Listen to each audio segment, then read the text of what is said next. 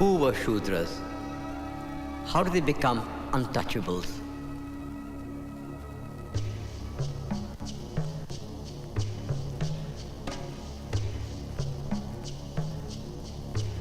The Purusha Sukta of the Rigveda propounded the doctrine of Chaturvarnya. It says, the four castes emerge from the body of the Creator.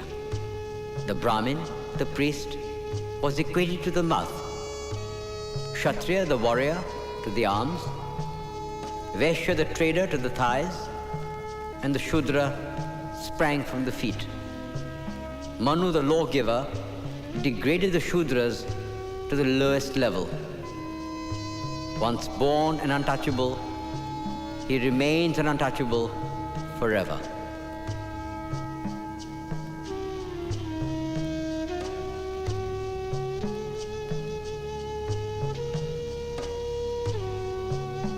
Obliged to carry dead animals and eat carrion, not allowed to use public streets, untouchables lived in a state of permanent segregation.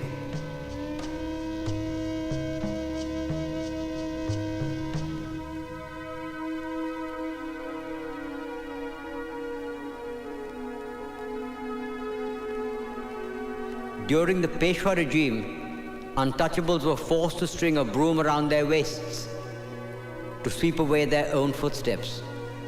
They were made to wear an earthen pot round their necks, lest their spit pollute the earth.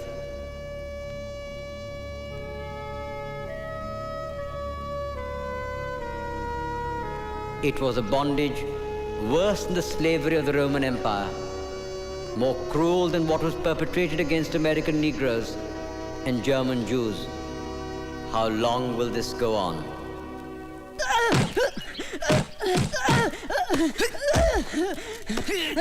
Why did you enter the temple? I was taking shelter. Last night it rained very heavily. You have defiled our temple. Your shadow fell on the idol. You filthy scum! You dirty untouchables!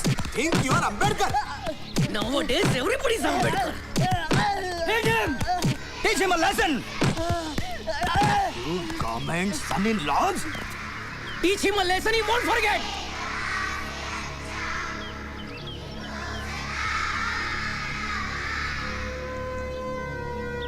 Gautam Mohan का बदला लेके रहेंगे दलित एकता जिंदाबाद दलित एकता जिंदाबाद गौतम मोहन का बदला लेके रहेंगे गौतम मोहन का बदला लेके रहेंगे गौतम मोहन का बदला लेके रहेंगे दलित एकता जिंदाबाद Your entry beyond this barricade Gautam Mohan is का banned. बदला लेके रहेंगे गौतम मोहन का Please बदला maintain public order.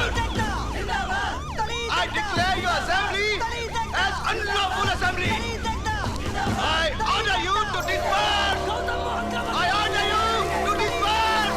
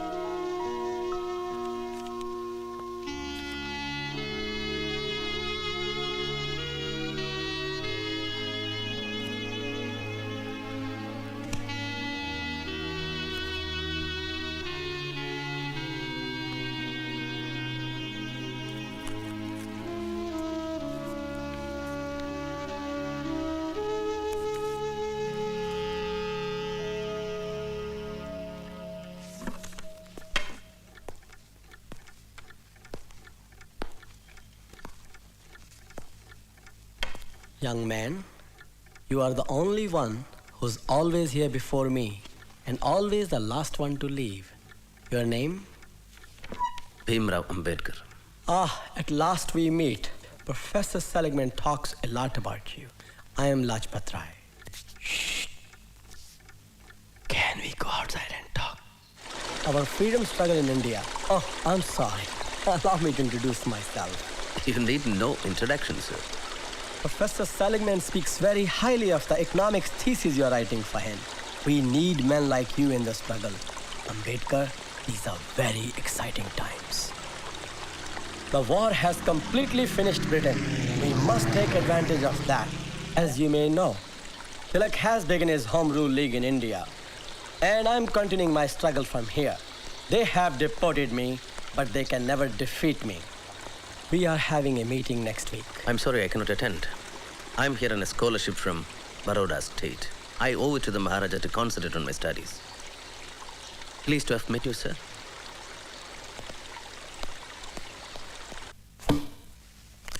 You've often heard me say that the purpose of knowledge is not just to understand the world, but to change it. Yes? Take my example. I teach, I write books, and I'm also one of the founders of the Negro Urban League. I know, sir. Please understand me, I have no complaints about your academic work. You're probably one of the best students I ever had. Please come. I'm disappointed, Ambedkar. I'm disappointed that you choose not to involve yourself in your country's political struggle for freedom. I'm in America to study, not to join Mr. Lajpat Rai's Home Rule League, if that is what you are referring to. I know what my responsibilities are. Of course you do. And none of my business, really. I'm sorry. Well, what's the subject of your anthropology thesis? Castes in India, their mechanism, genesis, and development. Ah, when do you present your paper? Next Tuesday. Well, good luck to you. Thank you, sir. Couldn't sleep last night thinking about what you told me. I just don't get it. It's so unreal. They literally won't touch you. That's the least of it. At least you have the freedom. We got no freedom. What are you talking about?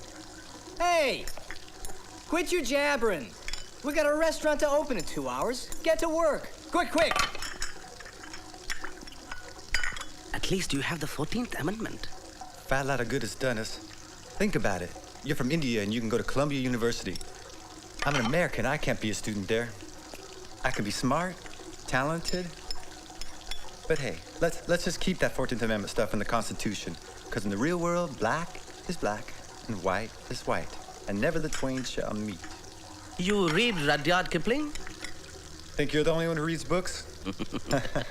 You black bitch! What's I'll up? teach you. Oh, wait, Keep your hands to yourself, huh? Take that. I didn't do anything. Dirty nigger. Keep your hands to yourself. Please, I'll catch you touching a white woman. I'll kill you. I didn't You touch hear the me? gun. You Stop. dirty nigger. Stop. You take that. I'll teach Leave you a me lesson. alone. I'll kill you. You hear me? You please black son of stop, a for bitch. God's sake. Now get the hell out of here. Dirty nigger. Manu says, the only occupation the Lord prescribed to the low castes is to meekly serve the other three castes. No collection of wealth must be made by the low castes, even though they are able to do so. For a low caste man who has acquired wealth gives pain to the other castes. Shamu, give it to her and take the money.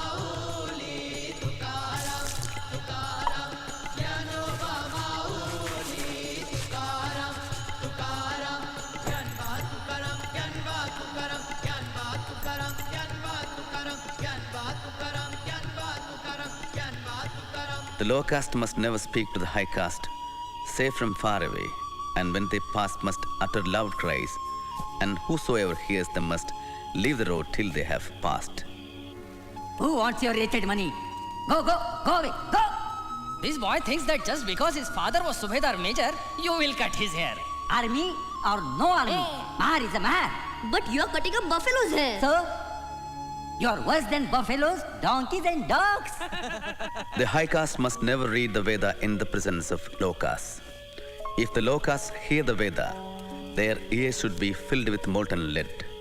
If they utter the Veda, their tongues should be cut off. Viva! Viva! The teacher said no Brahmin worth in salt will defy the language of Vedas. Didn't I tell you to go straight to the principal? I did. You said things will be different in Bombay. Stop crying. Stop crying. I say stop crying. Goats are used as sacrificial offerings, not lions. Stop crying.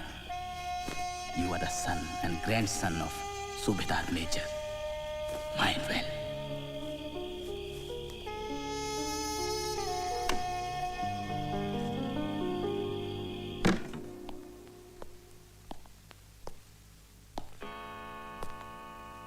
Before I start reading my paper, I should thank Professor Goldenweiser.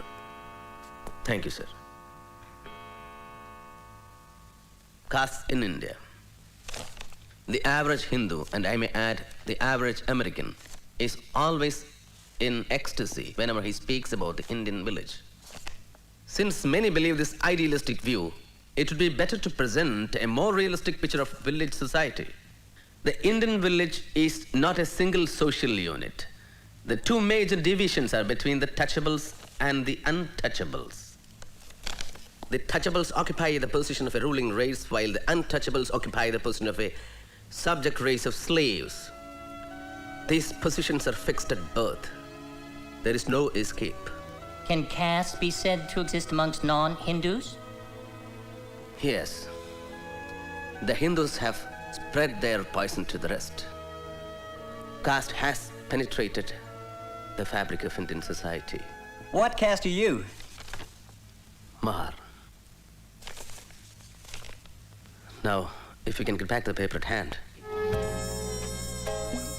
To Ambedkar's grand success! Grand success! Double MA! PhD! All in 3 years! While we donkeys are still struggling with our BA! Hey, Professor Seligman's here.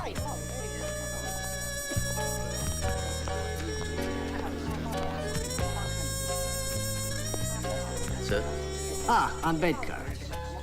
I have a letter for Professor Sidney Webb. Very kind of you. Where's your class? I don't drink, sir. Oh, such a nice boy. I want to hear from you after you finish your thesis. I'm writing the preface, don't you forget. Don't ask any of those London chaps. Daisy, Daisy, give me your answer too. I'm half crazy over the love of you. Lajpat Rai might not understand you, but I think I do. Your struggle has been much, much harder than his. Well, goodbye, good luck.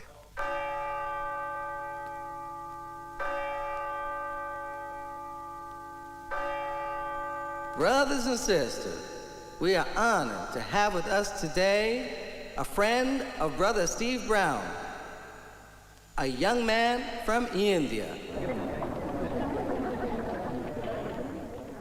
His people, Steve tells me, have been struggling under a terrible yoke. They have been enslaved like us for countless generations. They have been oppressed, humiliated, and treated like animals. The oppressors don't touch them and call them untouchables. They are condemned to live impure and die impure, a permanent hereditary stain which nothing can cleanse. Let us pray for them.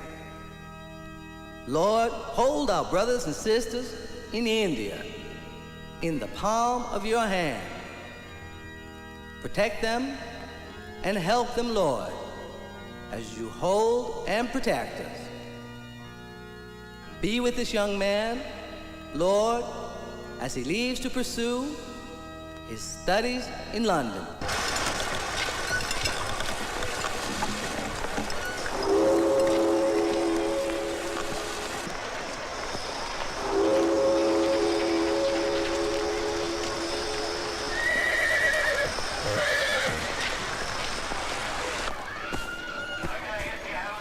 Why did you leave America?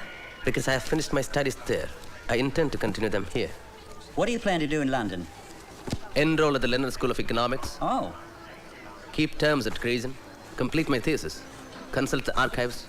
And also qualify as a barrister. Oh, is that all? He has got a brain and a half, hasn't he? Were you a member of the Gadar Party in America? No, sir, I was not. And you took no part in any of their activities? No, sir, I did not. What about a Home Rule League? Were you a member of that? I was in America to study. What's this then? That's my economics thesis. Page 37. The British government in India has been the costliest government in the world, and the poverty of the Indian people has no parallel in any part of the world. Search him. You swines! Get down from my car! You never told me you are Mahas! You liars! You can't travel in my car! You were so well dressed that I thought you... We will pay double the fare. Double, triple, who cares? Demean myself, pollute myself for money? We are thirsty. We want some water.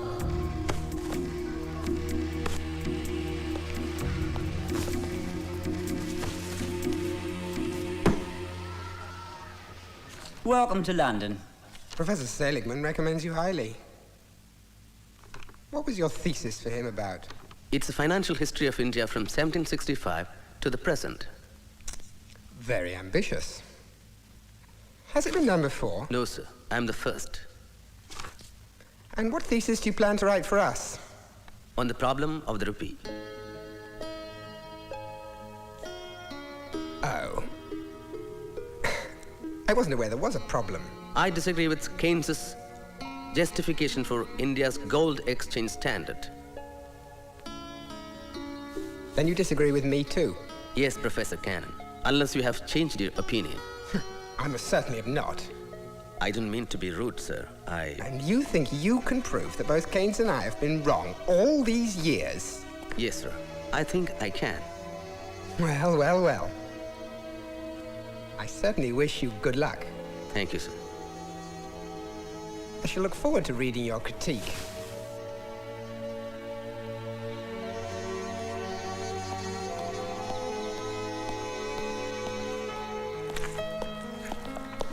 Ah, first man in. You know, you don't have to be so anxious. Relax. Sleep late one day. There are plenty of books. They won't run away, you know. There's plenty for everybody. I'm sorry. You won't understand.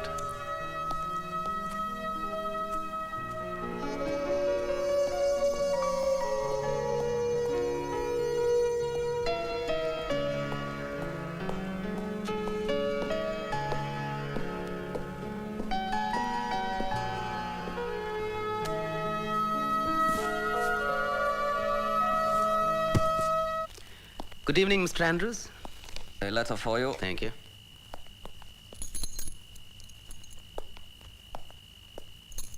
What about this week's bill?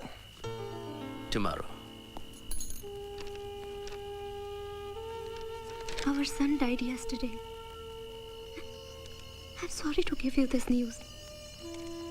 He fell ill. There was no money to treat him. Do not disturb your studies on account of us. Take care of your health. Everyone remembers you here.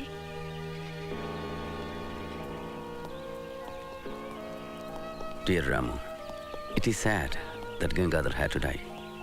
Life is going to be rather painful without him. And for you, all the more as his mother. Because of the little money I sent, you are compelled to wash the dirty utensils in others' houses. I hate myself for doing this to you. And here in London, with the war, life is hard for me too. At times, I have had to sell my books for survival. But one can't complain, Bhimrao. Studying at the London School of Economics and doing law here at Gray's Inn must be difficult, Ambedkar. I'm trying.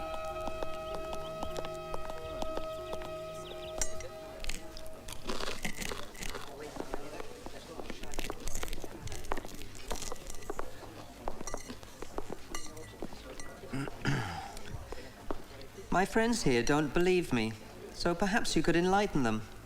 Isn't it true that Indians eat with their left hand because they wipe their posteriors with their right? Well? Is it true that the English bathe just once a week? Of course, this is just a rumor. I'm sure it can't possibly be true. My dear fellow, may I remind you that you are a guest in this country? I thank you for your kind hospitality.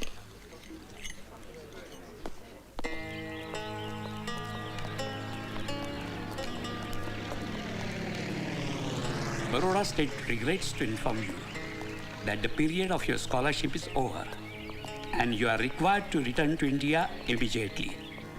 As per the bond, you had worked for the Baroda State for 10 years. Diwan, the Baroda State, India.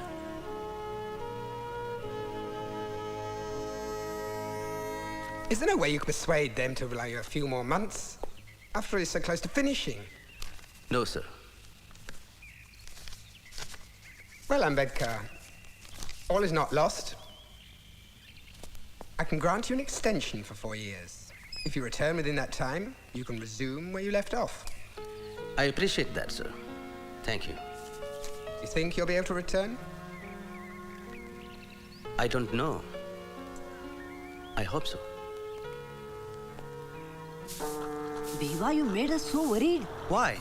My ship was only a few hours late. We heard a bomb hit your ship. A bomb? But thank God, it was not your ship. We went to the ship's office. They told us your telegram was wrong. Only your luggage was on that ship.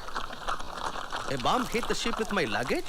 Yes, we thought your ship had sunk. My books were on that ship. Forget about your books. What are you talking? At least you are alive. To India, Montague declares Association of Indians in the Administration. Ananda, you have some money? Home rule comes to India. Hey, you. Anna, are you still wrestling? Oh, yes. Namaste. Rama, Deva has come.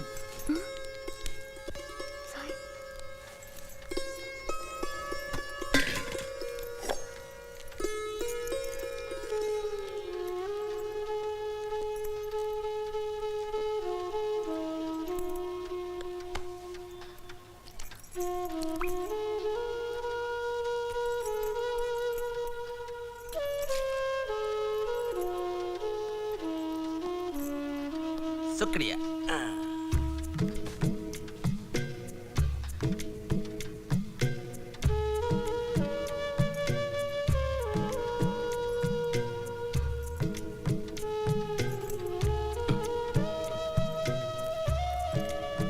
Bhimrao, what jewelry did you bring for Ramabai? When the jewel himself is here, what's the need for jewelry? Right? Come. I tried everything to save our son. But there was no money. I was so alone. I needed you so much.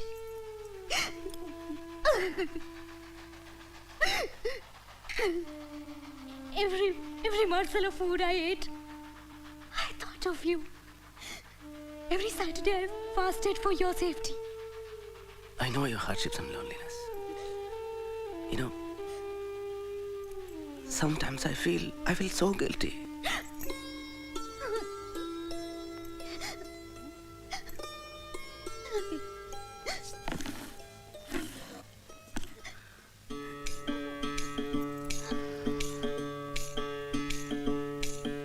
कबीरा कहे ये जग अंधा, कबीरा कहे ये जग अंधा।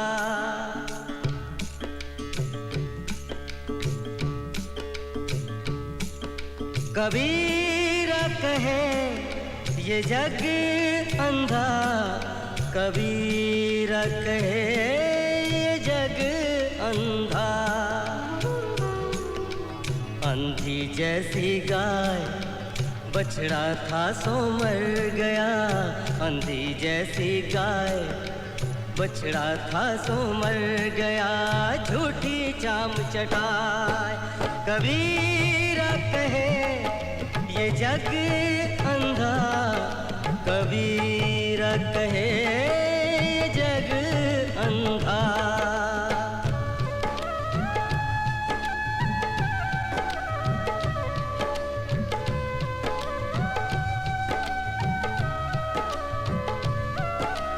गगन घटा कहरानी साधो,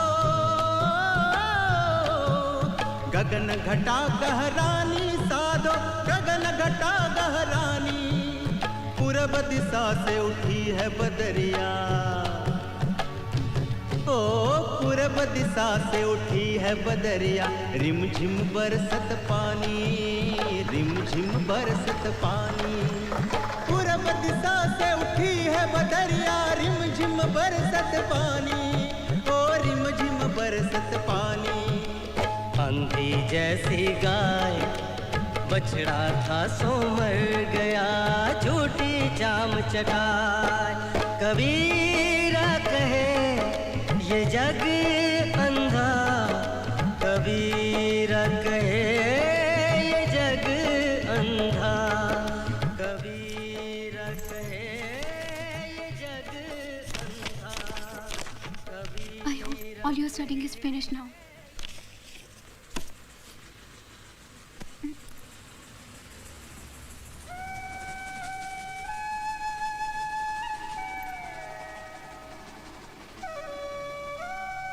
Why are you staring at me like that?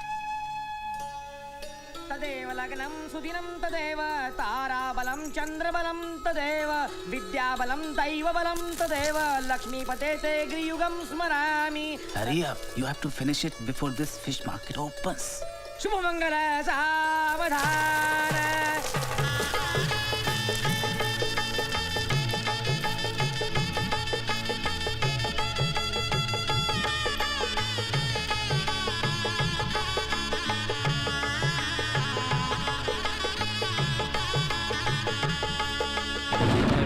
पर्दा छोड़ दे ओ, पर्दा छोड़ दे बिन पर्दे की बात। पर्दा छोड़ दे बिन पर्दे की बात। दुल्हन से दुल्हा मिला तो, दुल्हन से दुल्हा मिला तो फीकी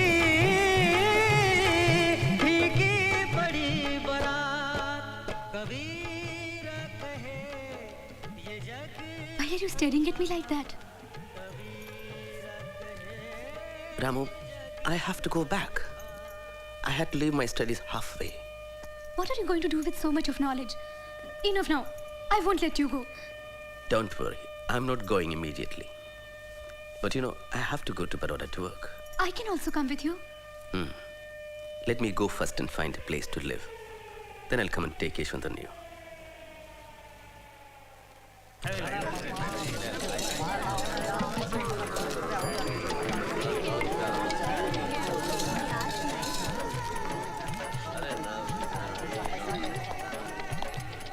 I want a room. Your name, please? Bhimrao Ambedkar. Hindu, huh?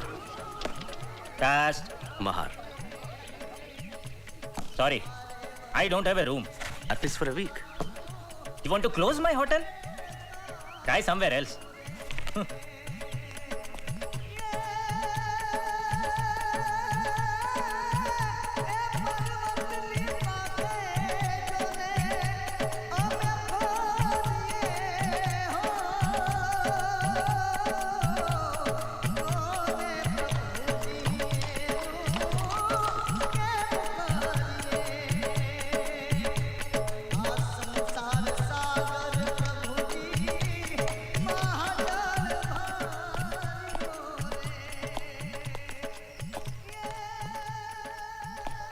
Roshan? Yes? Passenger?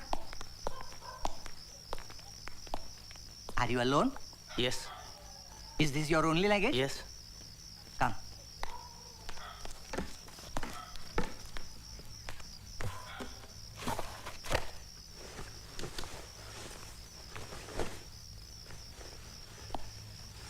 Huh? Roshan, Roshan, Roshan. He's not Parsi. He's not wearing Sudre Kusti. Who are you? You are not a Parsi. Yes, I am. Trying to fool us? All right, all right. Show me your Sudre Kusti. Come on, show us, show us. I'm Hindu. You can't stay here. This dharamsala is maintained by the community for the use of Parsis only. I see your difficulty. I can assume a Parsi name for the register. You will also gain something if I stay here. I leave as soon as I'm sanctioned a house. I'm an officer in the accounts department of Baroda State. Oh.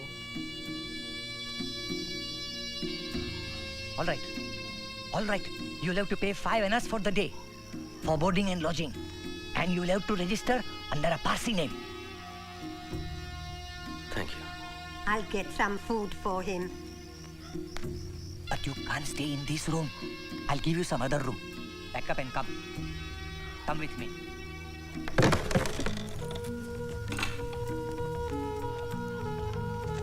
Come. This is where you'll have to stay. All right?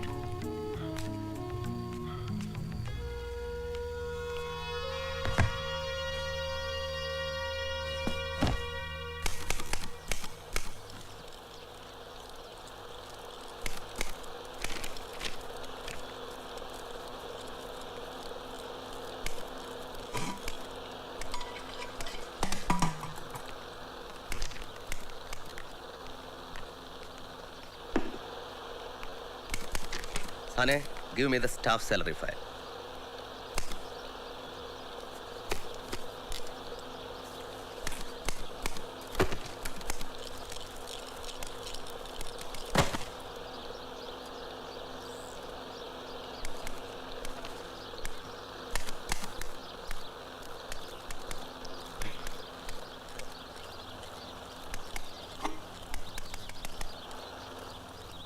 Will you fetch me a glass of water?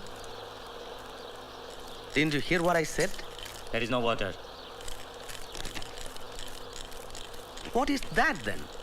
There is no water.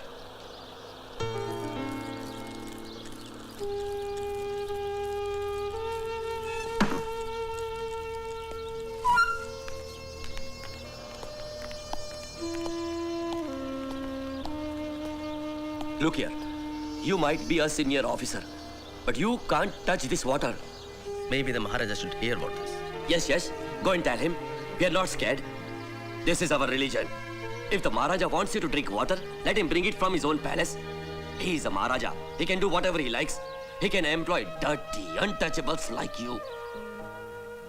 Yes, I remember. But you know what happened? But I didn't get 3% marks in economics like you, Mr. Mukherjee.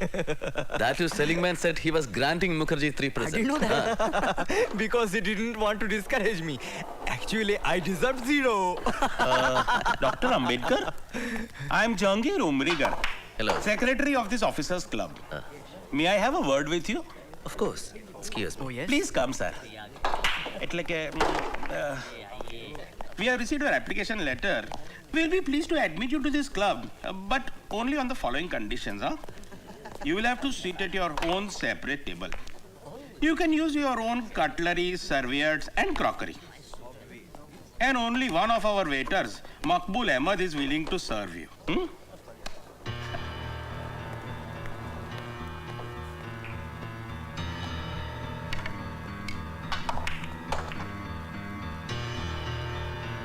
Dear Ramu, it's very difficult to get a place to stay. Even Joshi and Mukherjee, my friends from Colombia, refused to help me. I remember how angry my father was when I decided to come to Baroda. You owe nothing to the Maharaja. Not be dependent on the whims and fancies of a Maharaja. That too in Gujarat. Do you know how orthodox they are in Gujarat? But I have already accepted the job, father. What?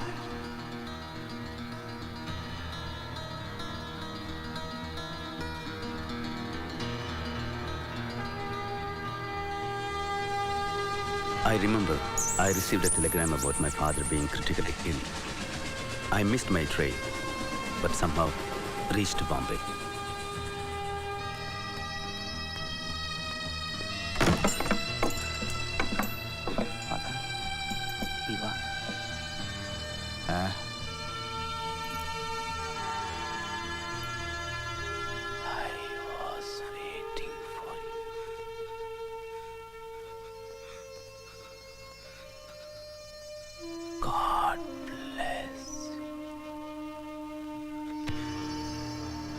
Father?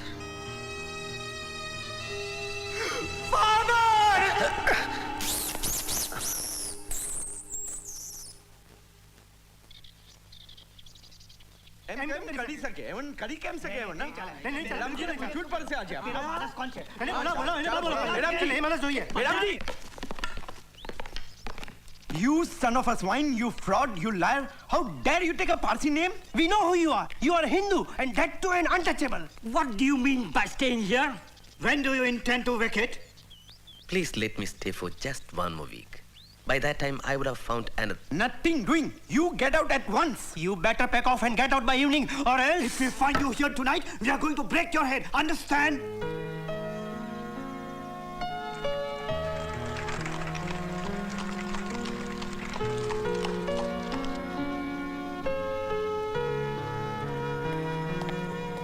Dr. Ambedkar, Maharaja is expecting you. Please come.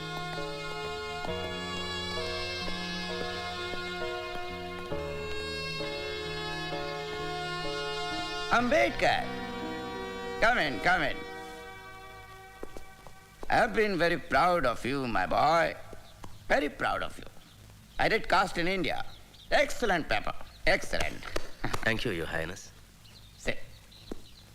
So, what can I do for you? The Diwan indicated that you had a problem. Sir, I need a place to stay.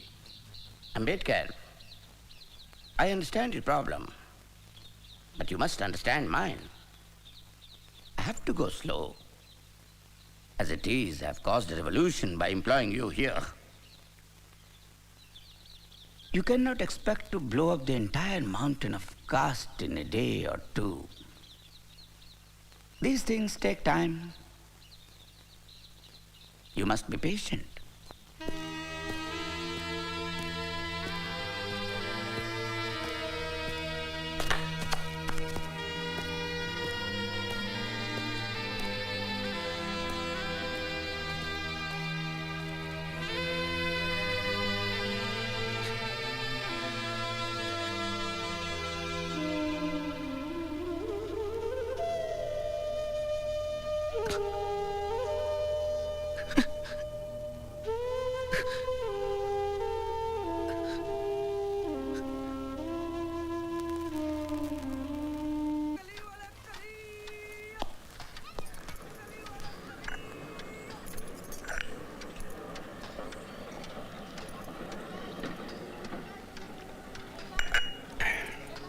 How people can be so cruel to you.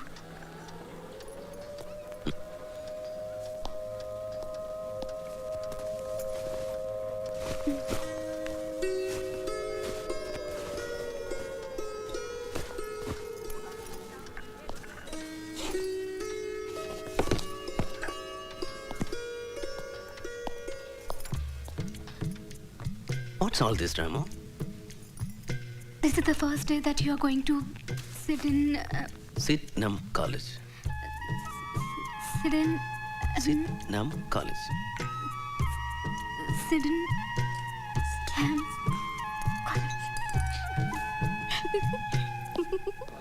Listen, what's a boring untouchable going to teach us? Wait till my father hears about this. Think what this buffoon is going to speak in English. I'm Professor Ambedkar. I'll be your lecturer in political economy. In case you are wondering what could I possibly teach you, allow me to introduce myself. I have an MA and PhD in public finance from the Columbia University in New York. My thesis covered the financial history of India from 1765 to the present. In addition, I am working towards an MSc from the London School of Economics. If any of you feel that I'm not qualified to teach you and would like to leave, feel happy to do so now. So, let's begin.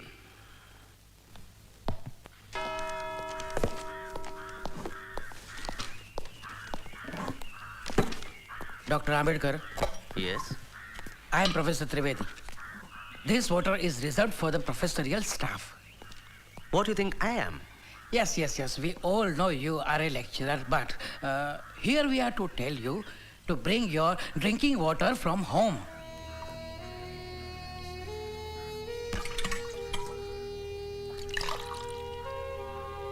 If you learned professors have any objection in my drinking this water, I suggest you to bring water from your home.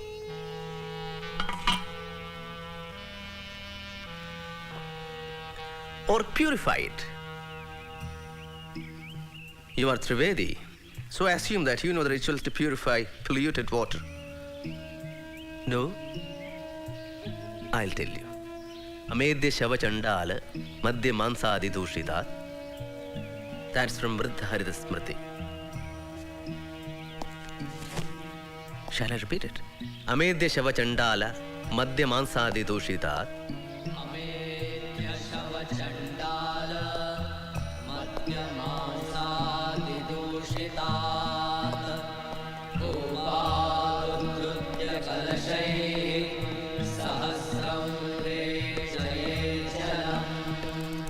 Nikshipya Panchagavyani Varunayrapi Manyayeta Tararasya Vishuddhyartham Gopis Sankramayechalam.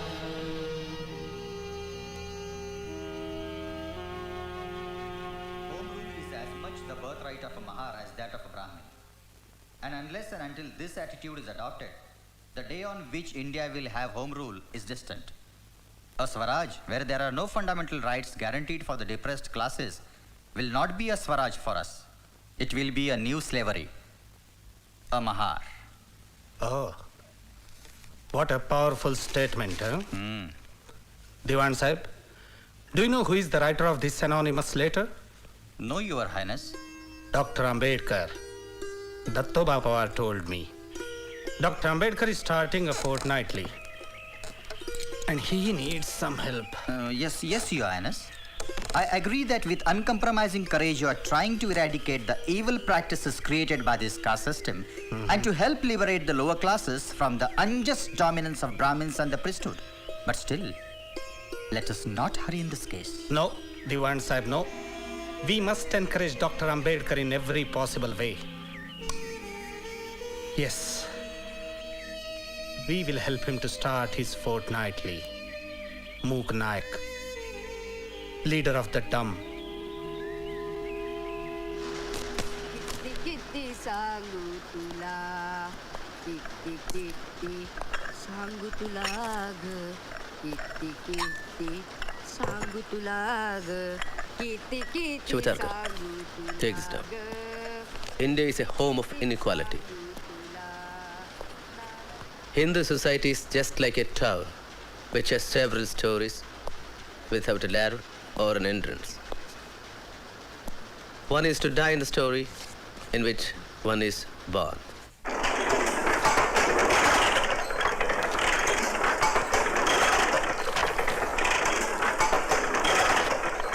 So friends, this Mandgaon conference has convinced me that you have found your savior in Ambedkar. I am confident that he will break your shackles. Not only that, a time will come when, so whispers my conscience, Ambedkar will shine as a front rank leader of all India fame.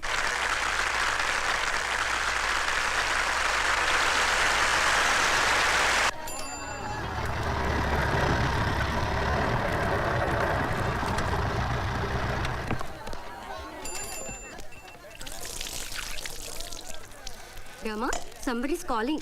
Who can it be? Oh, Ambedkar! I think he's Shahu Maharaj.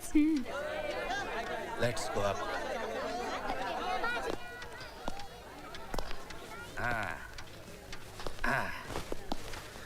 Maharaj, please sit. Ambedkar.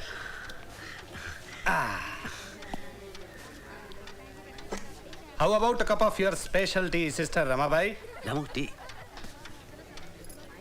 What they say is true.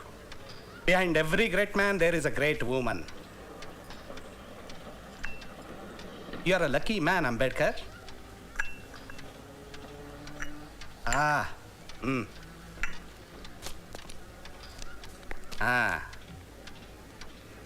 I have a contribution for your London studies.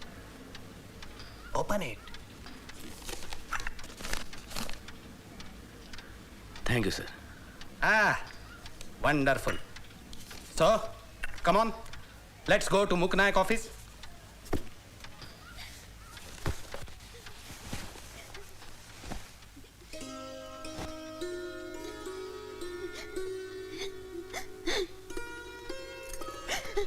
Ramu, I can understand you are suffering loneliness and hardships. But I have to complete my studies. It's only a question of 2 years.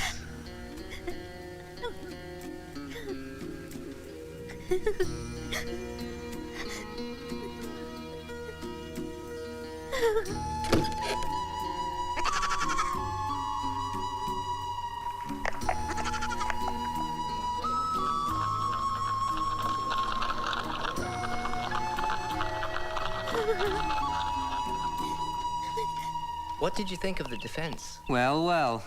Look what the cat dragged in. Oh, Ambedkar.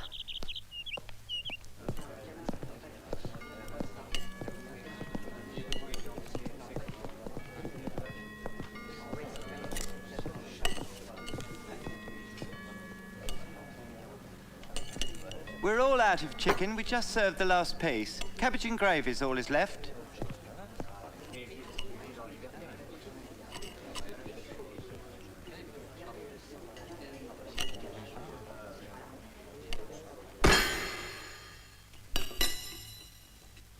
What's the matter?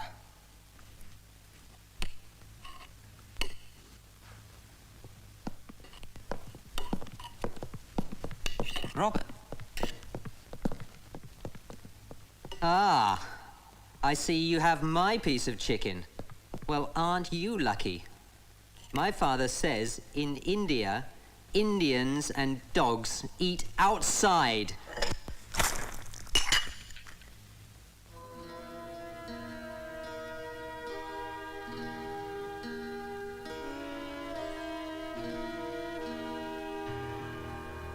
Apologize. Apologize.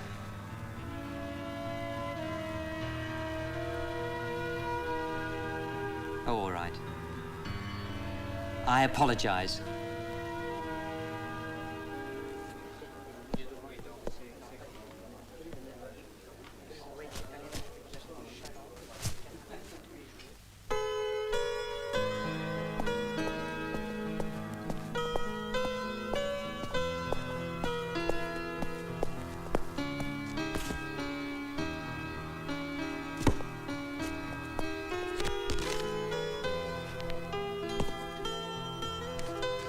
You drop this.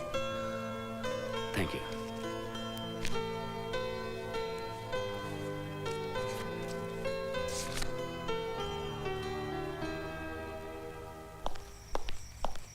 Good news. Wonderful. Didn't you hear? Prince of Wales's visit to Bombay? No. What about it? Down shutters everywhere. Black flags. Gandhiji made a huge bonfire of British cloth. There are other things Gandhiji should be burning. Like what? Snudkar.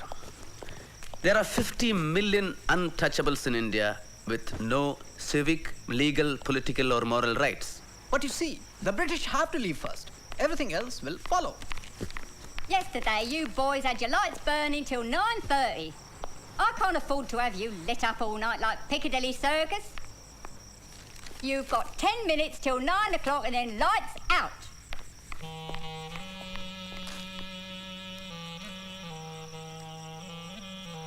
Dear Shivatarkar, how is Mokanaik? Life here is very difficult. My landlady is a very harsh and terrible woman. I have to make do with a frugal breakfast, which is also my lunch.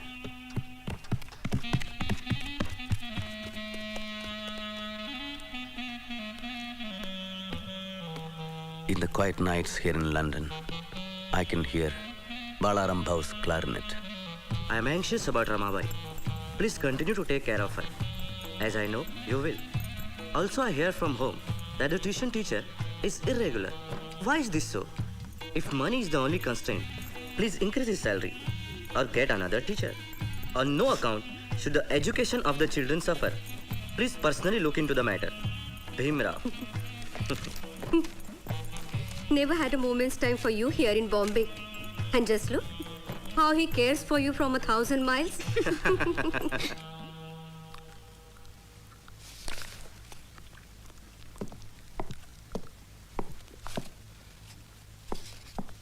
Excuse me, you can't eat here.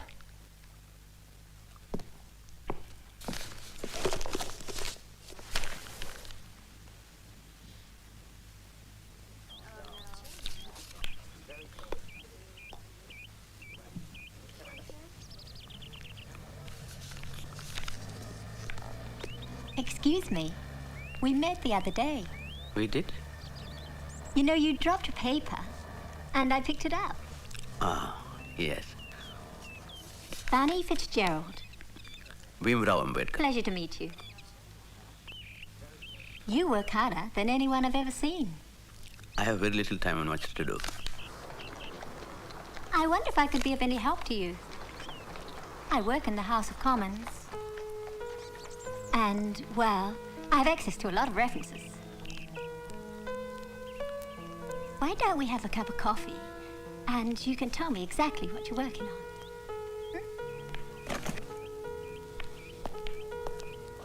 It'll just take 10 minutes, and then you can get back to work. What's the matter? It's not that. I have no money. My treat. Oh, come on. It won't bankrupt me, I promise. Good evening, Ambedkar. Good evening. I read your Mook Nayak, Dumb Hero. I like your writing, but I don't like your ideas. That doesn't surprise me. By the way, you know, Shahu Maharaj is dead.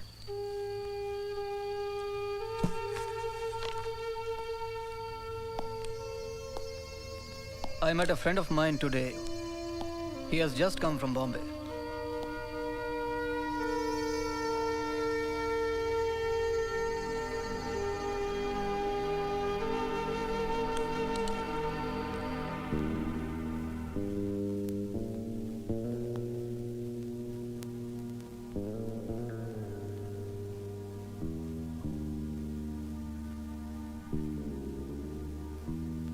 For as in Adam, all men die, even in Christ shall all be made alive.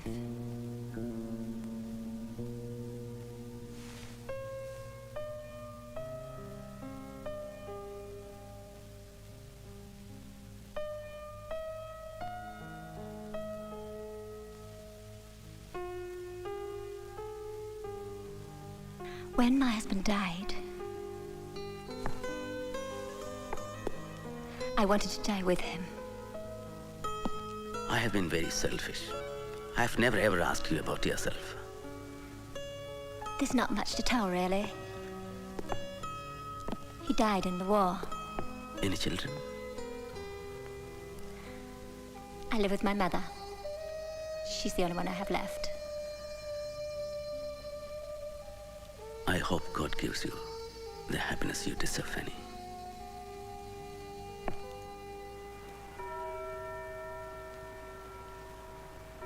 Bhimrao Ramji Ambedkar.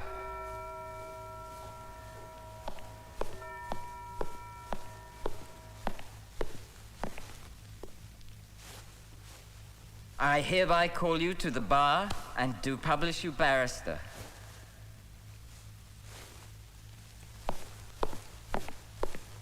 A toast to the new lawyer. May he fight the good fight with courage and lots of success. May God bless my friends and keep them away from all harm. Beam, I have a gift for you. It's a Bible. A Bible? I'm going to write a book on the Bible, and I'll dedicate it to you. Why, thank you. Ambedkar, I expect you thought I called you in to congratulate you on your thesis.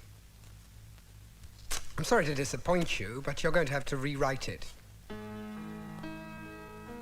We have no quarrel with your conclusions, you understand. I personally think that they're wrong, as do the examiners. However, we would never ask anybody to alter their thinking just to suit ours. So you may keep the same conclusions, Ambedkar. But what does need to change is the tone of the piece, your language. This is an economics thesis, not an exercise in empire bashing.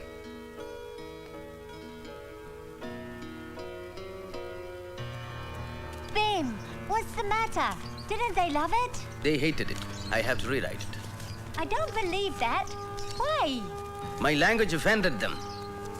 I just called a spade. I didn't invent imperialism, they did. Oh, Bim, what are you going to do now? Rewrite. Paper! Paper! Paper! Paper! Paper! Paper!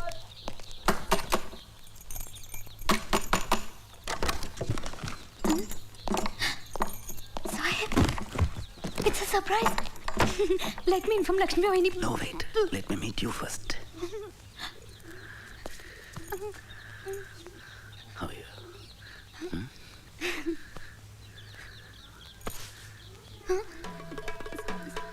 Sahib.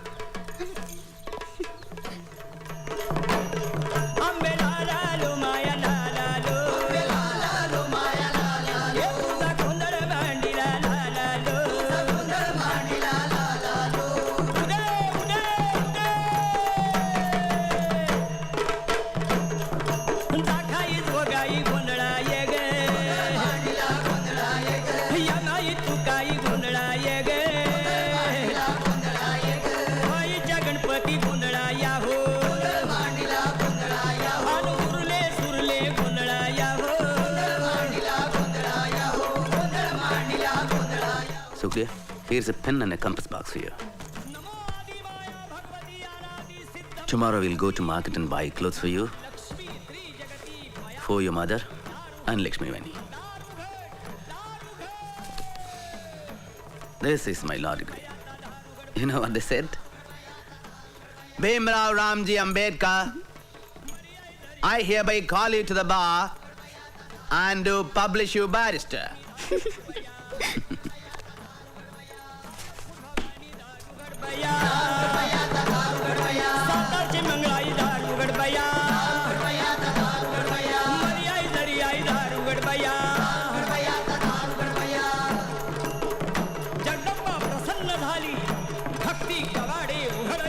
Why don't you wake yourselves up?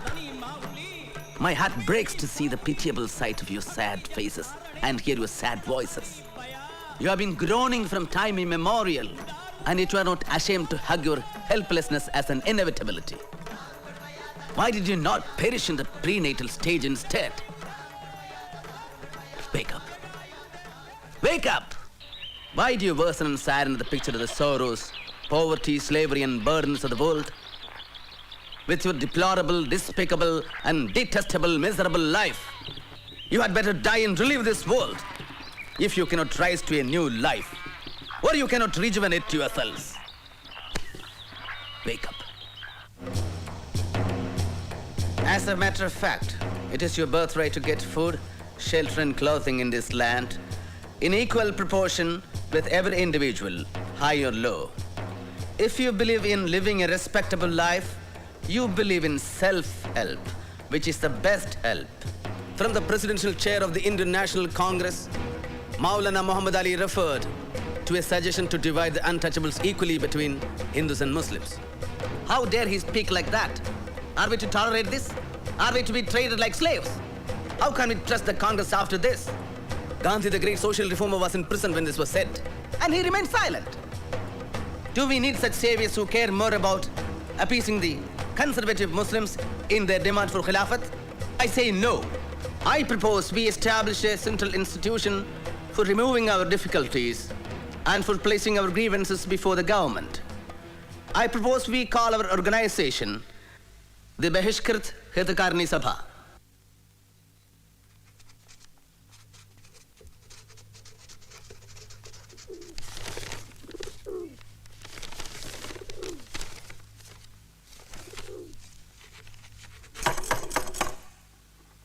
Saheb? Saheb? Saheb? Saheb? What do you want? Can I have some peace in this house? You've locked yourself since morning. You didn't eat anything. I'm not going to die if I don't eat. You go and eat. Please leave me alone for a while.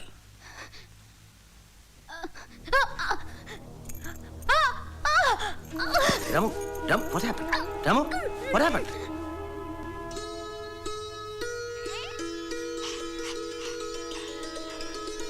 Dear Dattoba, our son Rajarathan has brought joy to my hectic life. When I see him, I remember my father's fondness and love for me. I'm happy to see him around. I'm trying my best to establish myself as a good lawyer. Yet being low caste makes things all the more difficult. But then, Rajarathan is our comfort. Bhimrao! Bhimrao, Rajarathan is very serious. Please hurry up.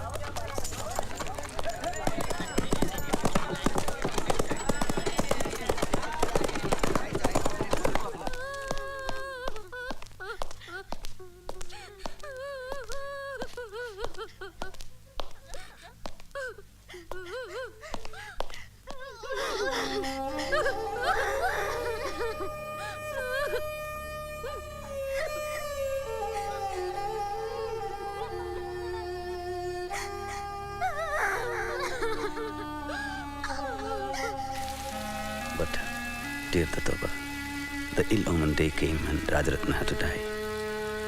And now that we have buried the fourth of our auspicious and sprightly children,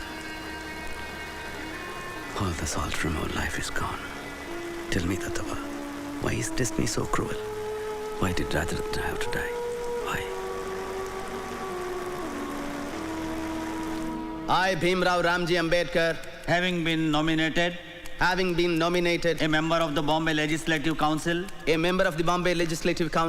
do solemnly affirm that I will bear true faith and allegiance to His Majesty the King Emperor,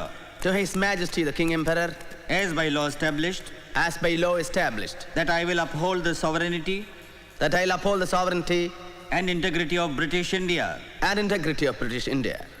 We should start our agitation from somewhere in Konkan. That who comes under the Bole resolution in the Bombay Legislative Council about the untouchables being allowed to use all public watering places. Let's begin the agitation of Mahat to the opening of the Saudar tank for the untouchables. This will be the commencement of the social revolt. Sahasrabuddhe, Chitre, and Tipanis should reach each and every village and get people to gather in thousands.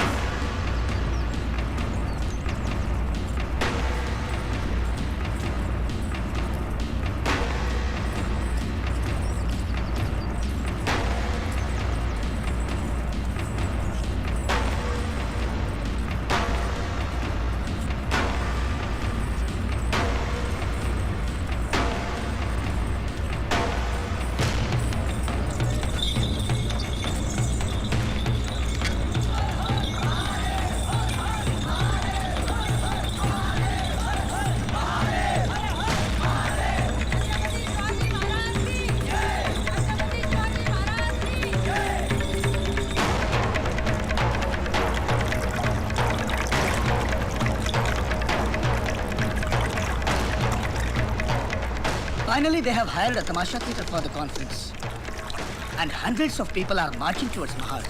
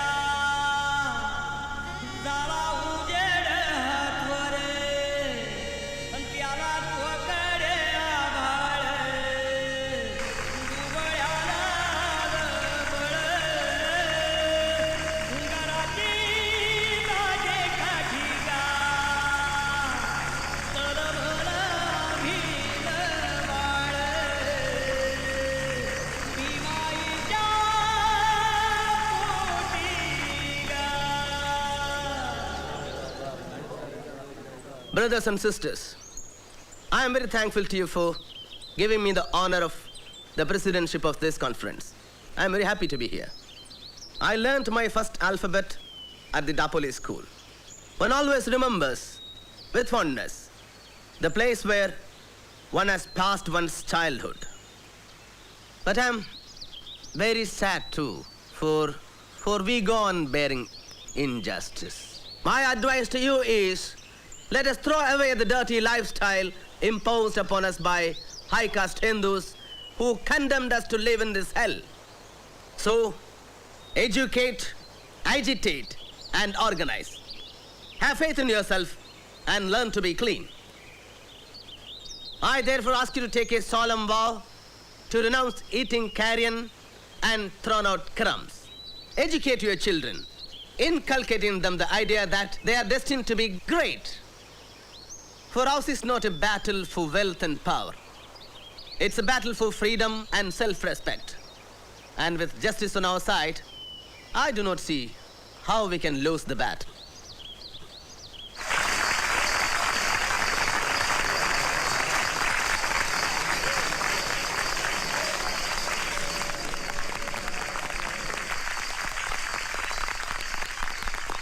The untouchables of Mahad find it very difficult to obtain drinking water. To remove this difficulty, the Mahad municipality, in accordance with the Bole resolution, has opened the Sardar tank for the public use, irrespective of caste. But you all know, so far, the untouchables of Mahad have not implemented this resolution because they have been afraid. So I appeal to this conference to give a lead in this matter.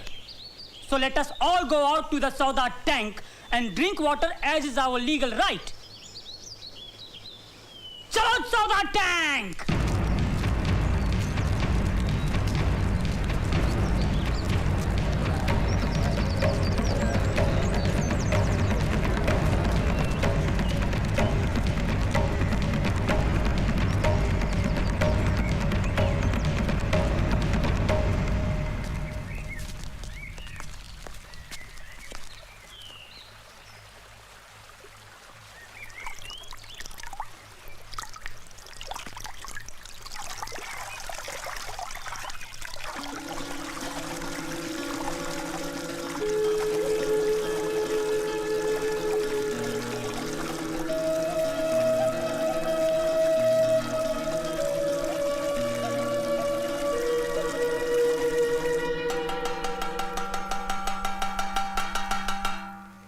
Listen, everybody!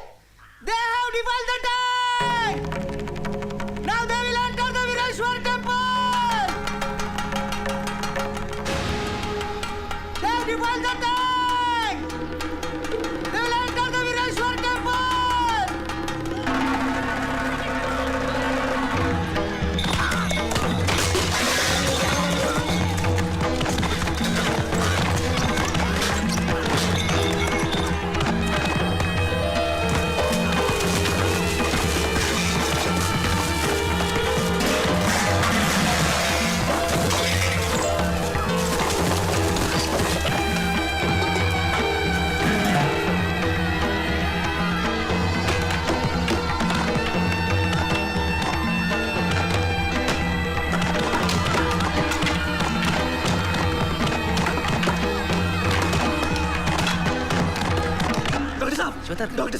Doctor Sahab, riots! Riots? Yes, they are armed with lathis and they are brutally beating up people. It's chaos, confusion. Doctor Sahab, please stop them.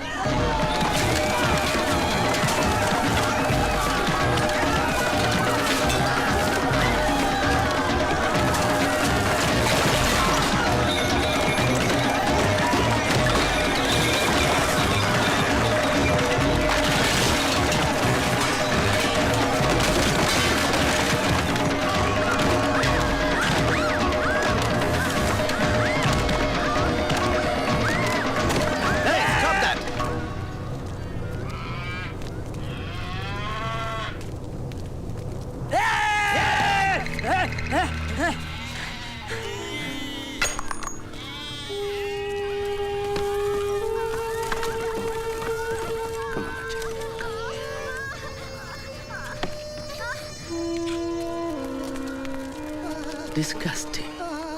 Inhuman. How could they be so brutal? Dr. Ambedkar! Yes? Will you please control your people? Control my people? Yes. Chitre?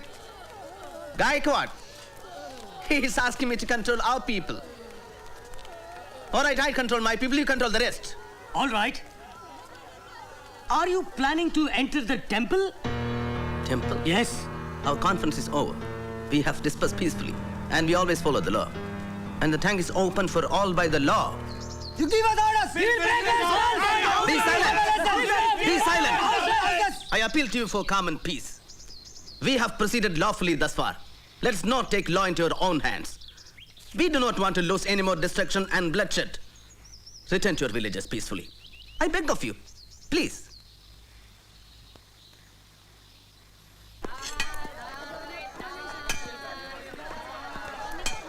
He has not slept. He has not eaten. He has fallen sick worrying about you. Don't you care anything about your family? I know what I'm doing. Then why do you risk your life like this? Hey, Bhiva! Listen to me. I am your elder brother. You have to listen to me. Tell me, who was the one who supported your family when you were studying? Hey, when you did not have a single paisa with you? Tell me, who was that? Hey, nothing in this house belongs to you. Nothing. Even the cooking utensils. Everything was bought with my money. Do you understand? Then take them and leave. All right. I'll take them. I'll take everything. Mauji? Mauji? Let him go to hell. Let him go to hell.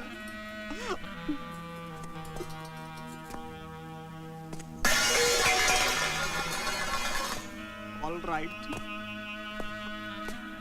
I will never set my foot again in this house. Never again. All right?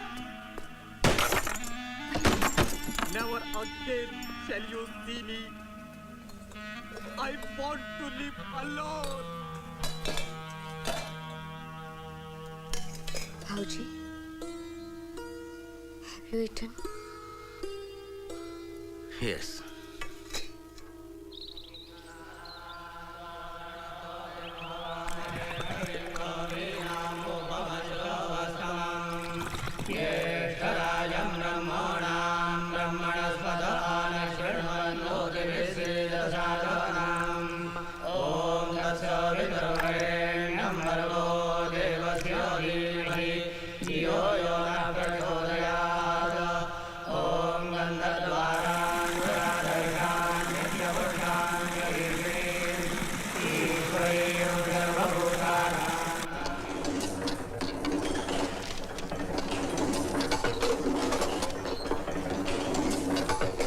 Dear readers, as Smoke Night had to be closed, I am starting a new fortnightly, which is to be called Babasaheb Bharat, to voice the grievances of the depressed classes. I would like to appeal to the other subcastes to unite as one to strengthen the satyagraha of Mahad. Here is a telegram from America congratulating you. It says you have ignited the spark of the unprecedented social revolution. Do they know that the tank is purified? There is one more telegram from Banaras. We strongly protest your action and challenge you to repeat it at your own peril. Farooq bhai, give us something to eat. How is Babasaheb Bharat doing? All copies sold out. Good. How was the council meeting? Stormy. Then, tell me, what is the position, Mahad? More? Dr. Sahib, they have proclaimed boycott on all who came to Mahad. In all villages, our people are facing extreme harassment. They refuse to sell them corn. Pick quarrels on some pretext or the other. Many have been jailed. I myself was beaten up. And they are facing threats and atrocities. And in Mahad, the municipal council has passed a resolution saying that the Chaudhar tank will not be open to untouchables. Deadly diseases require drastic remedies. Friends, there is a letter from Mr. Jaybhimtalk, the leader of the non-Brahmin movement.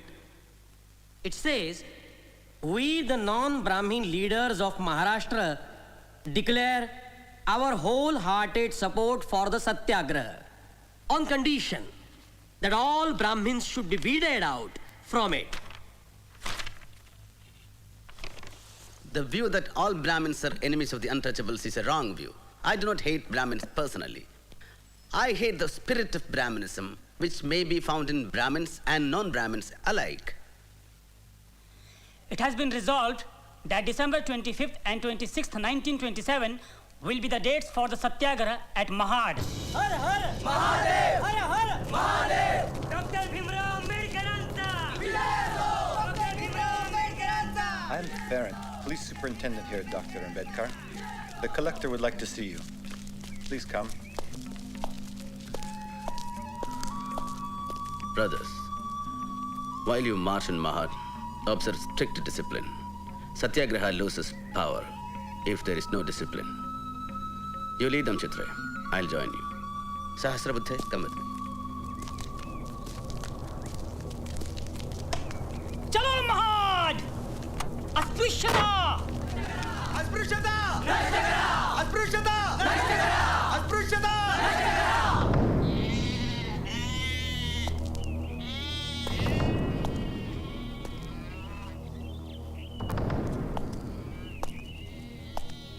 I do not want anyone near the tank.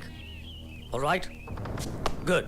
You must understand my problem. The high castes have gone to court, claiming the tank is private property, and the civil court has granted them a stay order. Mr. Hood, you know as well as I do that this is a completely fraudulent claim. But you know that it is up to the courts to decide whether or not they are justified. But the whole purpose of the Satyagraha was to drink water from the tank. If you persist, I will be forced to make arrests. You will be in contempt of court. Do you want to send 10,000 of your followers to jail? What purpose will it serve? You know I am not against your movement. I have resisted pressure to issue an order prohibiting the assembly of 5 or more persons. Thank you. We are grateful. Will you give me the opportunity to speak to your conference?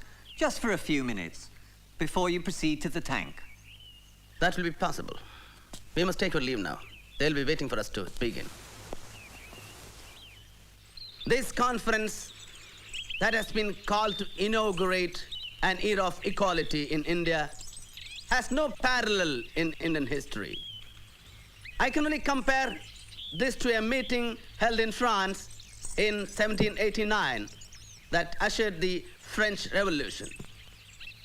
Our conference is the beginning of such a social revolution in India. We are here to declare a war. Our goal is not only the abolition of untouchability, but a war against the caste system itself. We will not be immortalized by drinking water from the tank, but this, our action, will prove that we are also human beings. We must establish the principle that status in India shall not be determined by birth, but by merit alone. We must rearrange Indian society on the principles of a casteless, classless society. We must adopt the principle that all men are born equal and die equal.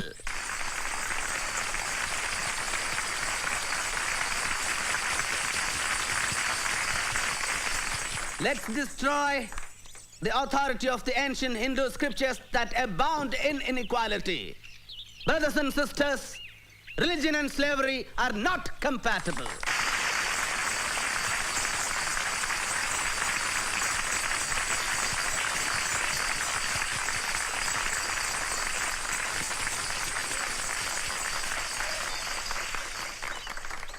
Brothers and sisters, even though I am a Brahmin by birth, I condemn outright the doctrines of the Manusmriti. It is a symbol, not of religion, but of inequality, cruelty, and injustice.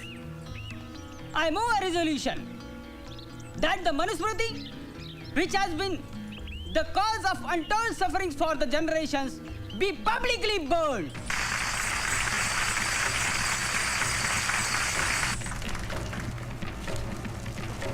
क्षुद्रतु कार्ये दास्यं कृतमेव वा दास्यायौ वै सृष्टोऽसौ ब्राह्मण्यास्य स्वयंभुवा वैश्यशूद्रो प्रयत्नेन स्वानि कर्माणि कारयेत् सौ हि चितो स्वकर्मभ्य क्षोभयेतामिदं जगत् न स्वामिना निसृष्टोऽपि शूद्रा दास्याद् विमुच्यते निसर्गजं हिततस्य कस्तस्मात् दपोहति.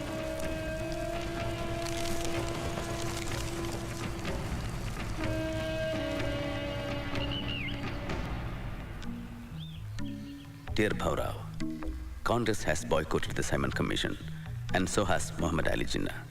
But I am determined to attend it in spite of all the anger and fire against me. During this crisis, I miss Balaram Bhau. He would have supported me had he been alive. After giving my classes in the law college, I'll be going to Pune. There I have to meet the Simon Commission tomorrow. Sai, take care. Markebo was telling me that your enemies are... Rama, you still have a fever. Don't forget to take your medicines. I'll take care of myself. So you are particularly anxious to get appointments in the public service? Yes, decidedly. Why is that so? Our experience on the administration of the law is very bitter.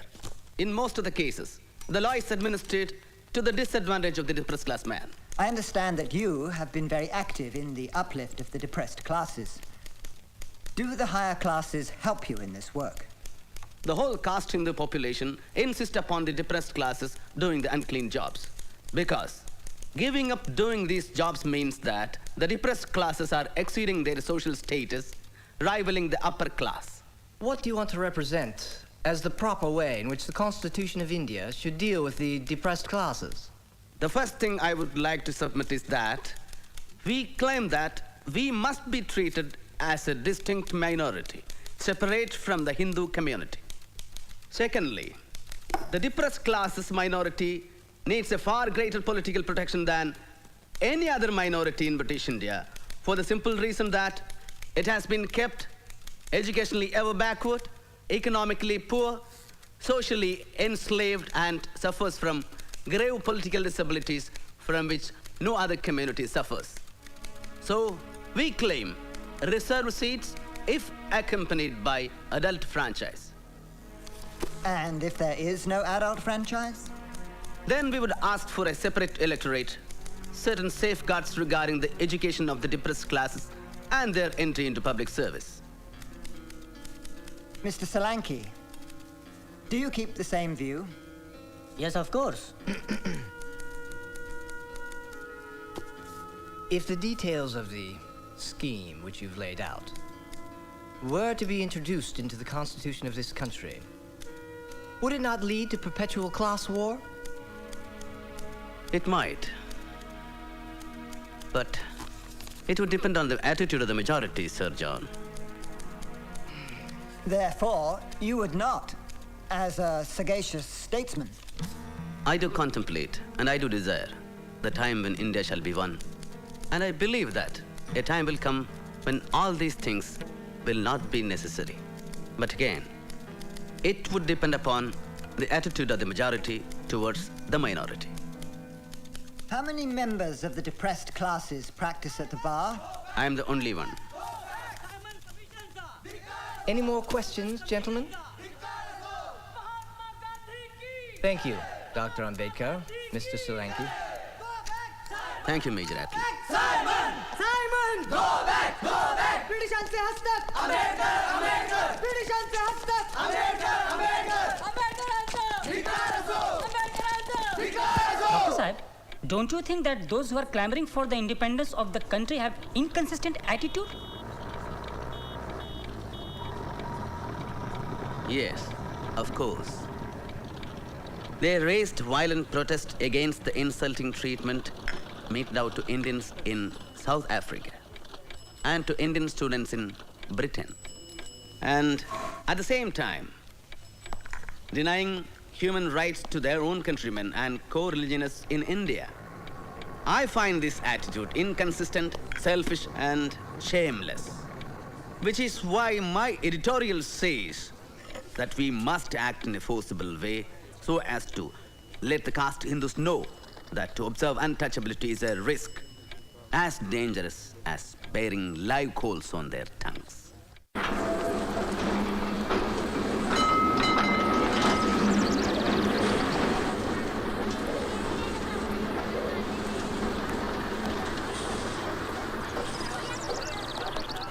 The untouchables will try to enter the Kalaram temple in Nasik.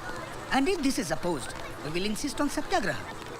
Naik, the political rights of the untouchables are more important than the temple entry. We just want you to lead the movement. We will take all the responsibilities. All right, Paurao.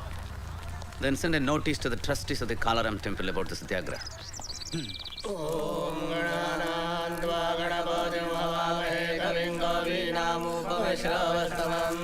ज्येष्ठराजं ब्रह्मणां ब्रह्मणस्पत आनशृण्वन्नो दिविश्रीरसादनो स्वा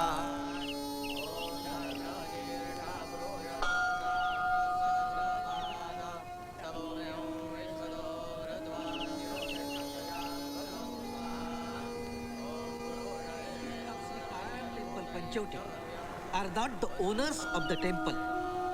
They have no right to interfere in the traditions.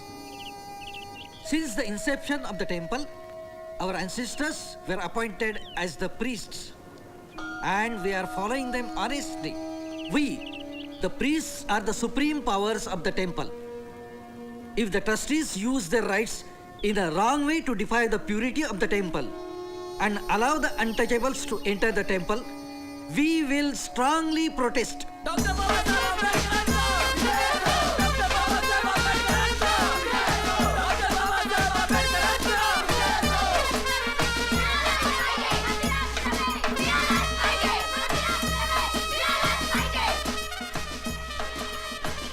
Hurry up. Hurry up. Close all the doors now. मंदिरात प्रवेश! मंदिरात प्रवेश! Doctor Babasaheb आंबेडकरांचा! आदिनमन Babasaheb आंबेडकराला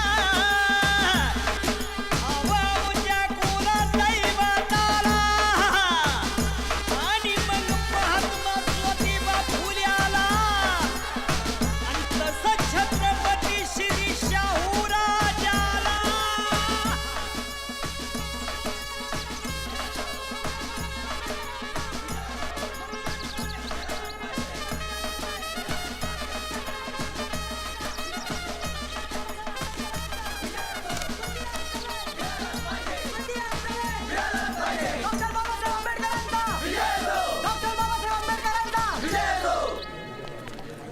By the order of the district magistrate, all the gates of the temple are locked. By all means, we have to establish our right to enter the temple and worship God. I think there is no other way than Satyagraha. Paurao, post our people at all four gates, south, north, east, and west. We should be the first people to enter the temple when it opens. जो सुख पायो राम भजन में जो सुख पायो राम भजन में सो सुख नाई अमीरी में मन लागो मेरो यार फकीरी में मन लागो मेरो यार फकीरी में. Dr. Ambedkar, don't you feel that it's a crime to block the gates and not allow the people to enter the temple? I know, Mr. Gordon, it is. Suppose I order the Indian Penal Code 144 and allow only 4 people here. Still, we will struggle to establish our rights. डाली छेड़ू ना पत्ता छेड़ू ना कोई जीव सताऊं पात पात में प्रभु बसत है वही शीस नवा. What attitude do you propose to adopt in connection with this Rath procession? The untouchables will participate in dragging the Rath, and we will offer the puja to the idol in the Rath, and that has been a tradition. Caste Hindus will bring the Rath to the main door of the temple, and after they have dragged it 10 feet from the gate, they will stop. Mhm. And your people can join by holding the rope fastened to the Rath. Is that agreeable to you? Yes, I agree. और क्या रंग चढ़ाऊं कहत कबीर सुनो. We have to find 50 men to pull the Rath. How do we choose 50 out of 5,000? Choose the hefty and able-bodied.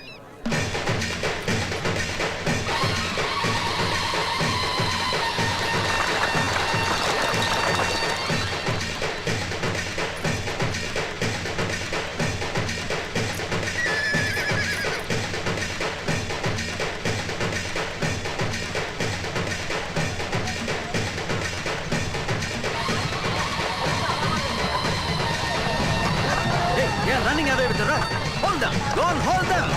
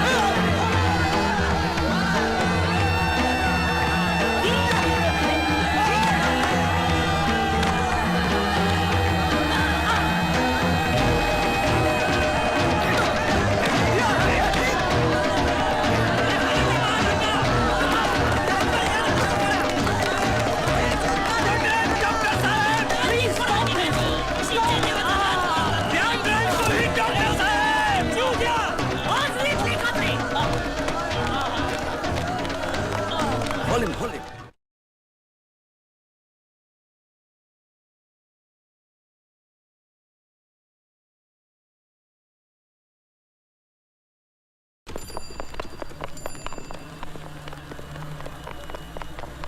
The actions of the district magistrate and the threat to withdraw the police indicates that the government is not willing to use the power to help the people who are struggling for their rights.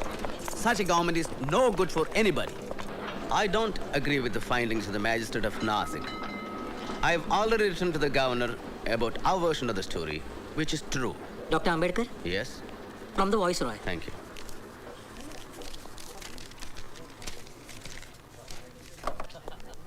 Oh, it's an invitation to the Round Table Conference in London.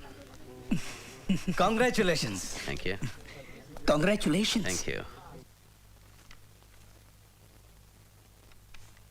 Dear Chitre, Congress and Gandhi have boycotted the Round Table Conference. Congressmen hate and curse those who are going to attend it.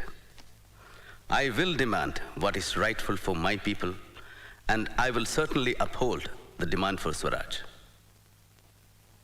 Selection of the representatives of the committee and Prime Minister's intervention. Mr. Chairman and respected delegates of the Round Table Conference, my colleague Rao Bahadur Srinivasan and I have the honor to place before you the point of view of the depressed classes of India who represent 1/5 of the total population of British India. Our point of view is this: the British government in India should be replaced by a government of the people, by the people, and for the people. The depressed classes have traditionally welcomed the British as their deliverers from the tyranny and oppression of the Orthodox Hindus. Before the British, we could not enter the temple. Can we enter now? Before the British, we were denied entry into police and military forces. Is that career open to us now? Our wounds have remained as open sores, and they have not been righted, although 150 years of British rule have rolled away. The Hindus claim them only to deny them appropriate rights. The Mohammedans refuse to recognize their separate existence because they fear that their privilege may be curtailed by the admission of a new arrival. Depressed by the government, oppressed by the Hindus, and disregarded by the Muslims, we are left in a most intolerable position of utter helplessness to which I am sure there is no parallel. We hold that the problem of the depressed classes will never be solved until they get power in their own hands. Given the present temper of the country, no constitution will be workable which is not acceptable by the majority of the people. The time when Britishers were to choose and India was to accept is gone, never to return.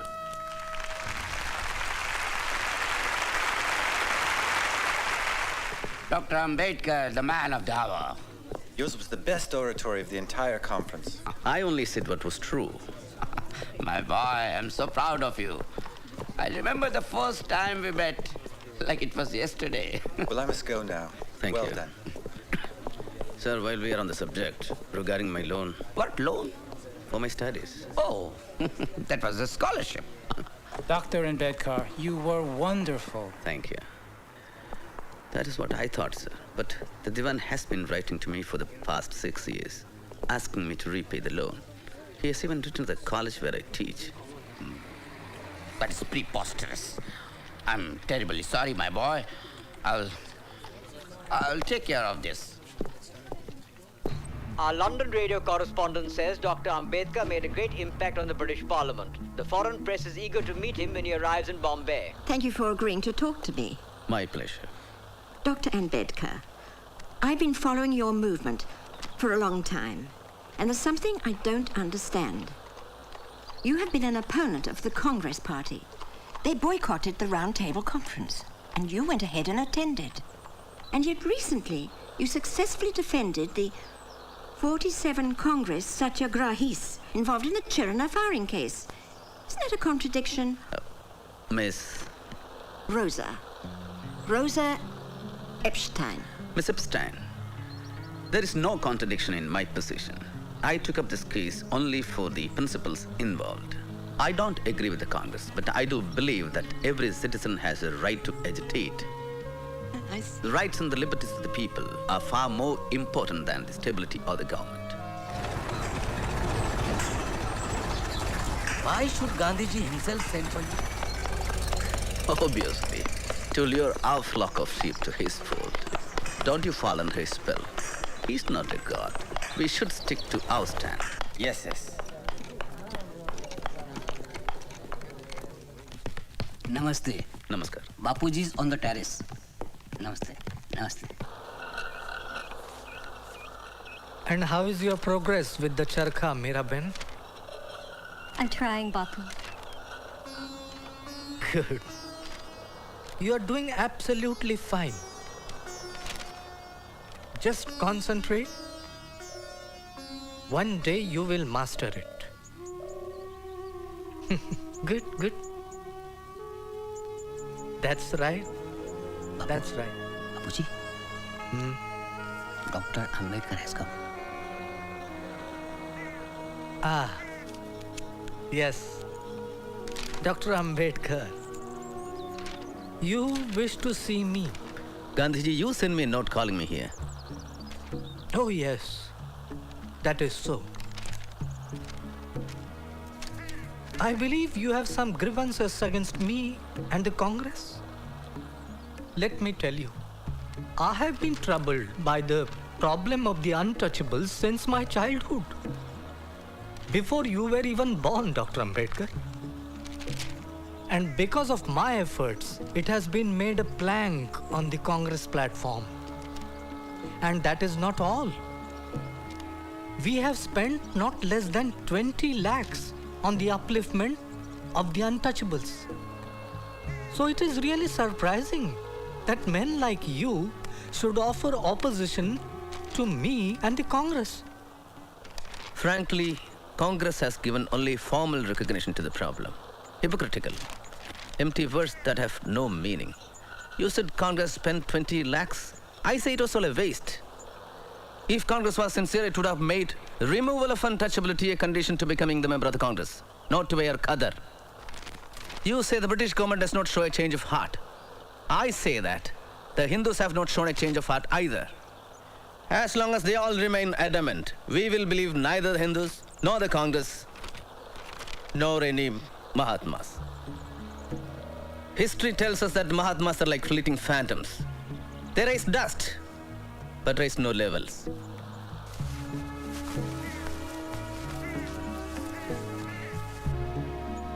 Gandhiji, I have no homeland. But this is your homeland, Dr. Ambedkar. And from the reports that have reached me of your work at the Roundtable Conference, I know that you are a patriot of sterling worth. How can we call this land our home when we are treated worse than cats and dogs? And the injustices inflicted upon us are so enormous that if we should ever be disloyal, the fault will lie with this land and not with us. The congressmen oppose our movement and dub me a traitor, and you call me a patriot. All I know is I have been trying to win elementary human rights for my people without meaning or doing any harm to this land. You can call me a traitor or a patriot. I don't care for either label. So what would you like us to do, Doctor? You have agreed to political safeguards for the Muslims and Sikhs, who are politically and economically much more advanced than the untouchables. The Roundtable Conference has recommended similar political safeguards for the untouchables too. What's your opinion about that? I'm against the political separation of the untouchables from the Hindus. That would be absolutely suicidal. I thank you for your frank opinion. It is good to know where we stand as regards this vital problem. I take leave of you, Gandhiji.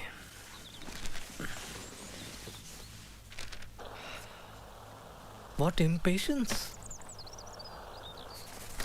Mahadev Bhai? Yes, Bapu? Why do you think he said he has no homeland? Perhaps being a Mahar, he feels... Dr. Ambedkar is a Mahar? The whole world knows this, Bapu.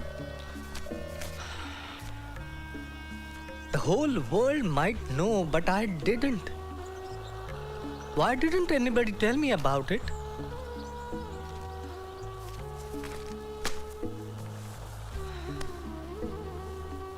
I thought he was a progressive Brahmin from Pune.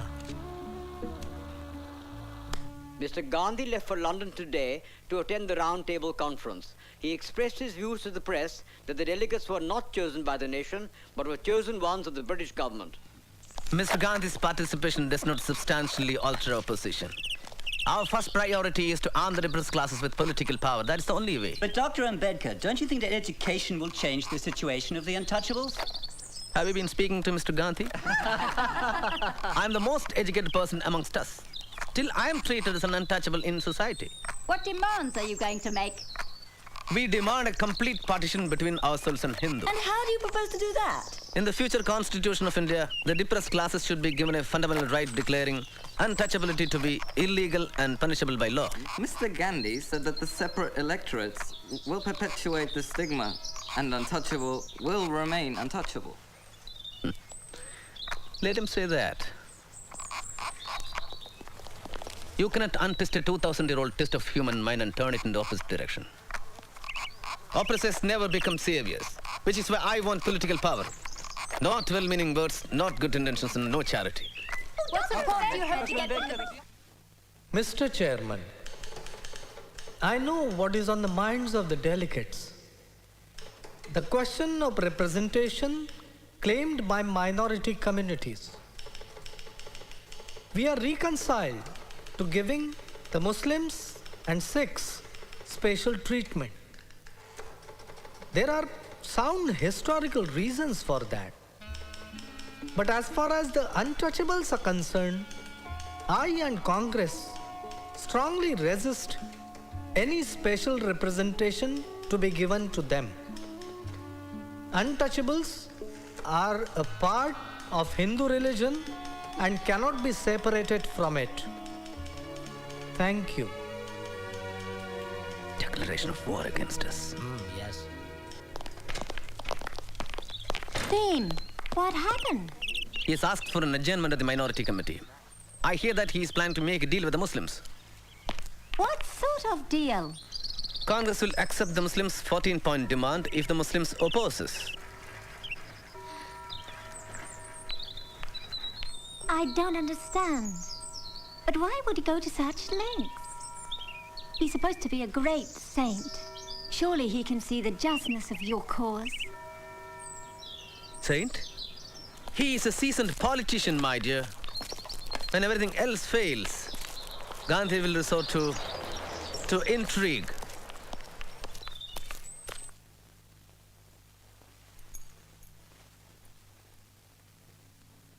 Mr. Prime Minister and friends, I have to announce with deep regret that we have failed to secure an agreeable solution to the communal question through informal discussions.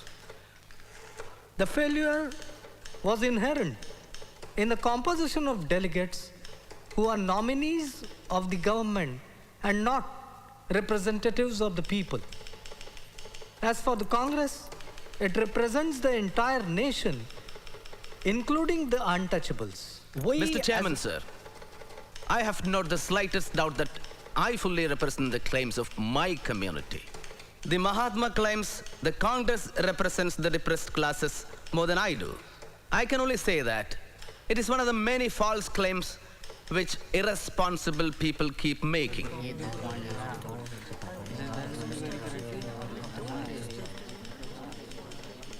Even these telegrams coming to me from various parts of India, sent by the depressed classes, express no confidence in the Congress movement. And they condemn the methods adopted by the Congress workers. Let me make another point very clear, Mr. Prime Minister. The depressed classes are not clamoring for a transfer of power in India. But if that does happen, it should not fall in the hands of a few, an oligarchy or a group of people. The power should be shared by all the communities in their respective proportions.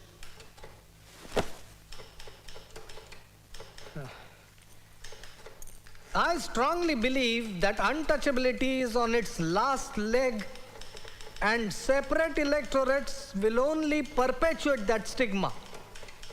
I will walk from one end of India to the other to tell the untouchables that this is not the way to remove untouchability. I would rather Hinduism died than untouchability lived. I have great regard for Dr. Ambedkar. But it seems that great wrong under which the learned doctor has labored, and perhaps the bitter experiences that he has undergone, have warped his decision. It is not a proper claim when Dr. Ambedkar seeks to speak for the whole of the untouchables. I can say with humility that I represent the vast masses of the untouchables. Those who speak of the political rights of the untouchables do not know their India.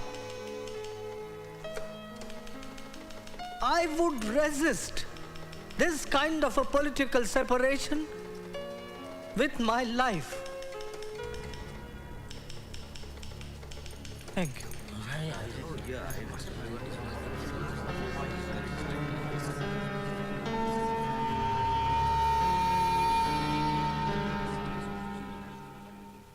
The government will not allow community differences to prevent it from producing a constitution.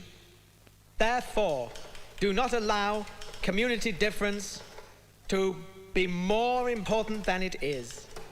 Will you, each of you, every member of this committee, sign a request to me to settle the community question and pledge yourselves to accept my decision? Thank you.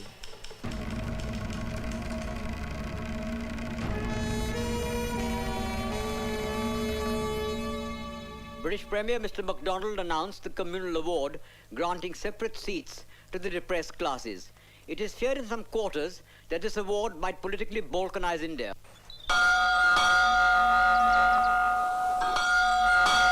So we felt it our duty to safeguard the rights of the depressed classes to a fair proportion of representation in the legislature.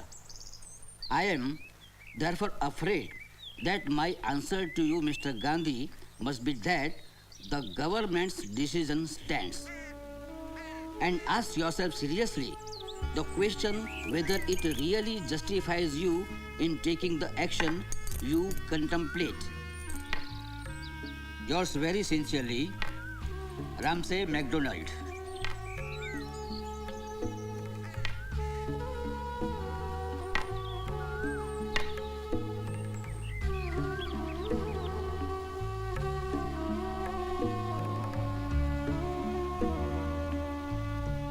But Gandhiji didn't count on MacDonald granting separate electorates.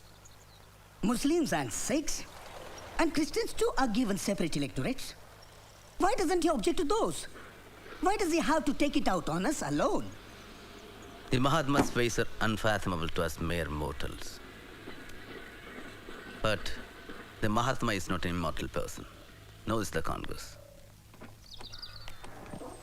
Instead of fighting Mahatma, why don't you believe that he is sincere in his pledge to remove untouchability? There have been many Mahatmas in India whose sole objective was to remove untouchability. Every one of them failed in his mission. Mahatmas have come and Mahatmas have gone, but the untouchables have remained untouchables. Ambedkar! Ambedkar!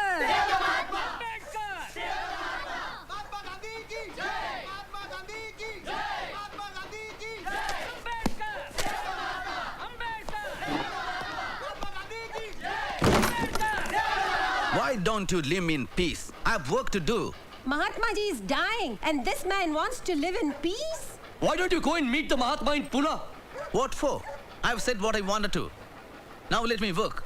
I have to appear before the court tomorrow for a case. Is earning money more important to you than Gandhiji's life? Madam Perrin and Mr. Thakur, you don't know what you're talking about. Your leaders don't have to worry about their daily bread.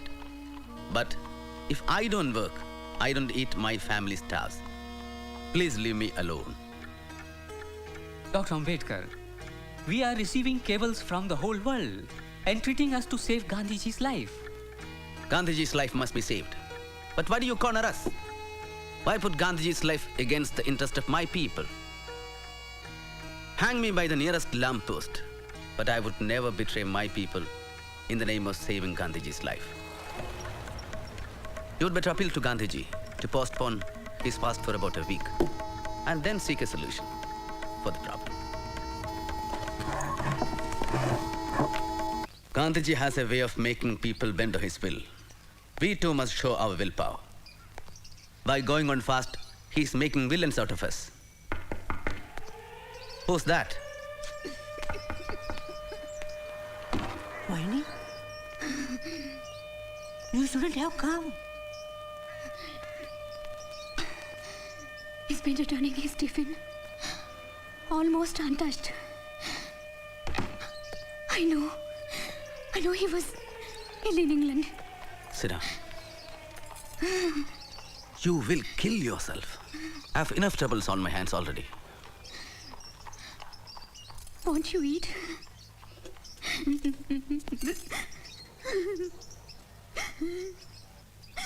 It's almost 12. The fast will begin now.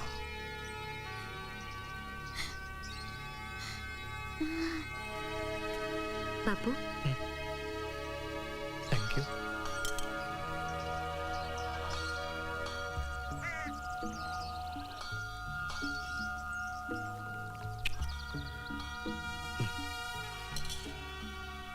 Here we are. My tussle with God commences.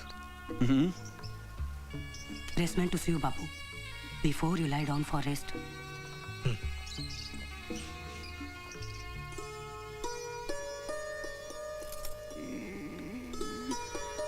Ramo, Thank God you've come. Lie down, lie down, lie down. I'll bring you food. No, Emma, you lie down. I'll bring him food. lie down.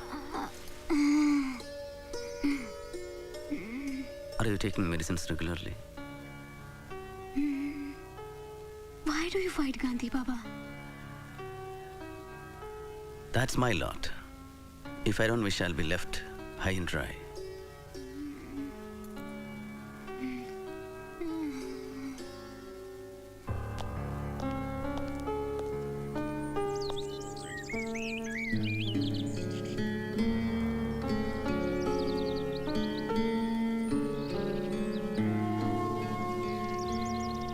Panel. No harm in that. But I would like to meet Dr. Ambedkar first.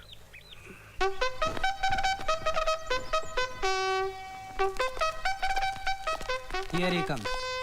Namaste. Dr. Ambedkar. This way, please.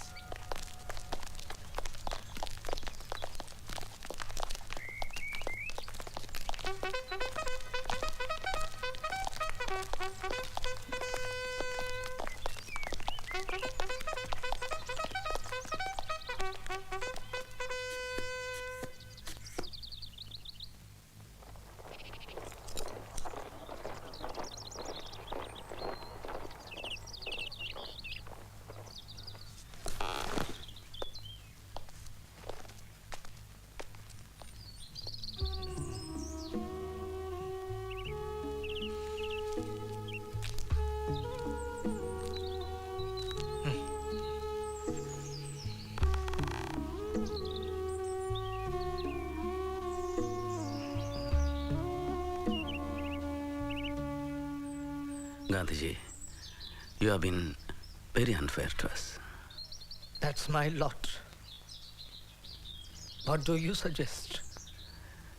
Compensation for giving up separate electorates. I know. The reserved seats.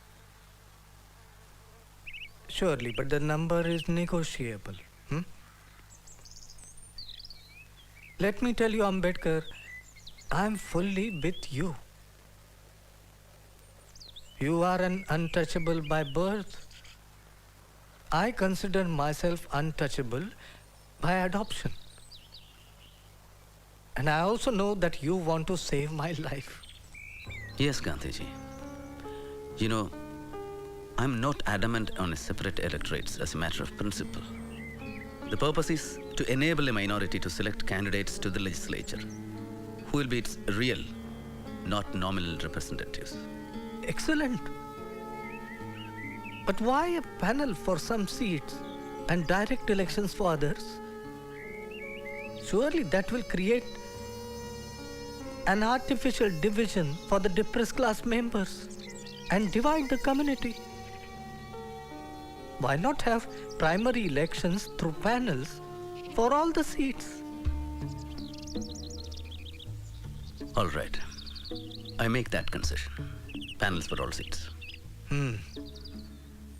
Good.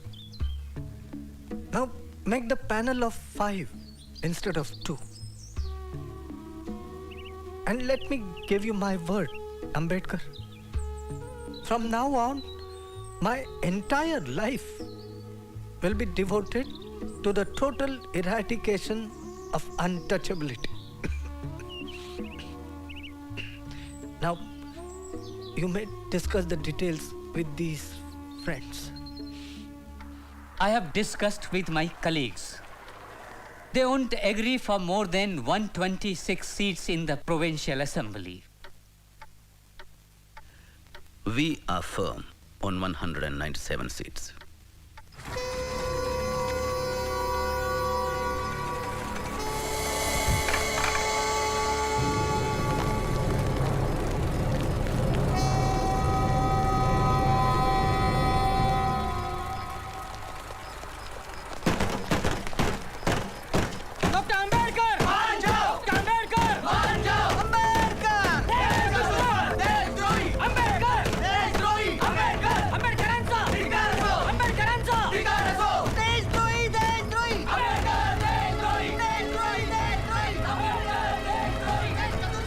I had warned you, Dr. Saheb. We are receiving threatening letters.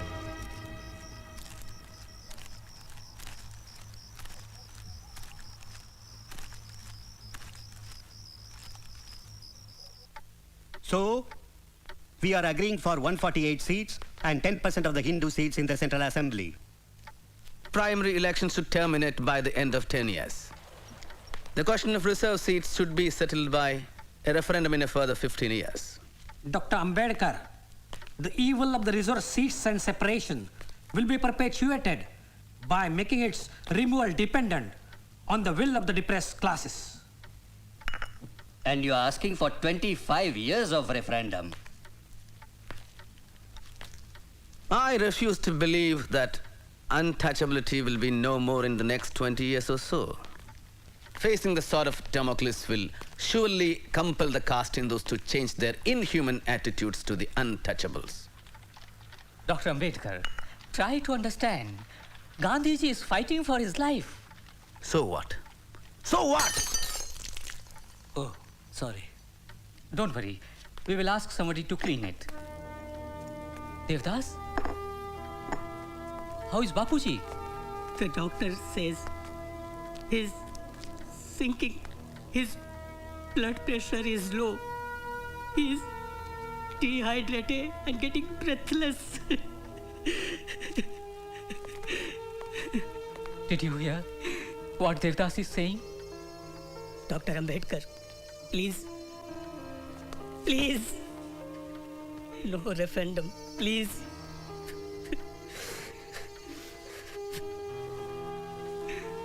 Come. I have given many concessions, Bapuji. From 197 seats to 150, 18% in the central legislature, and 4 in the panel. Surely untouchability will not vanish in 15 to 20 years just because of this. I propose a referendum of the depressed classes in 10 years on this issue. But these people are opposed to that. You mean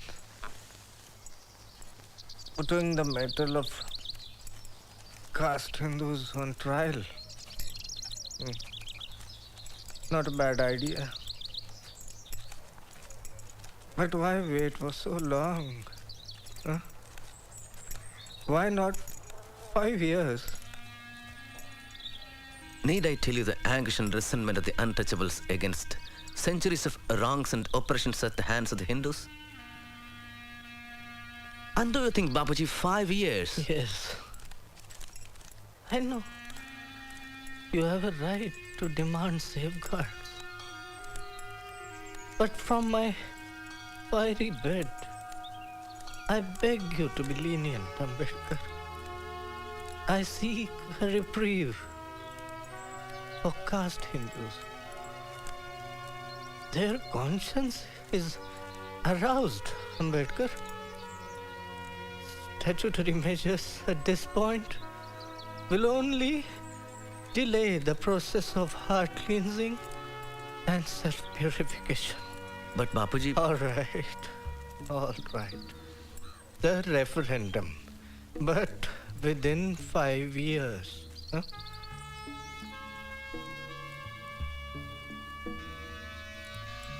$5 years or my life.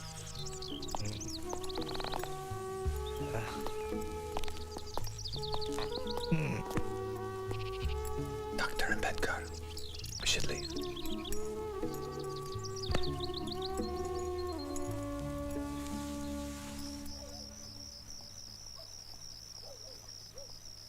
The long-standing confrontation between Mr. Gandhi and Dr. Ambedkar has finally dissolved in the form of the Pune Pact. Dr. Ambedkar has agreed to sign it without the condition of a referendum. He and Pandit Malviya will sign it. This will bring to an end Mr. Gandhi's long fast.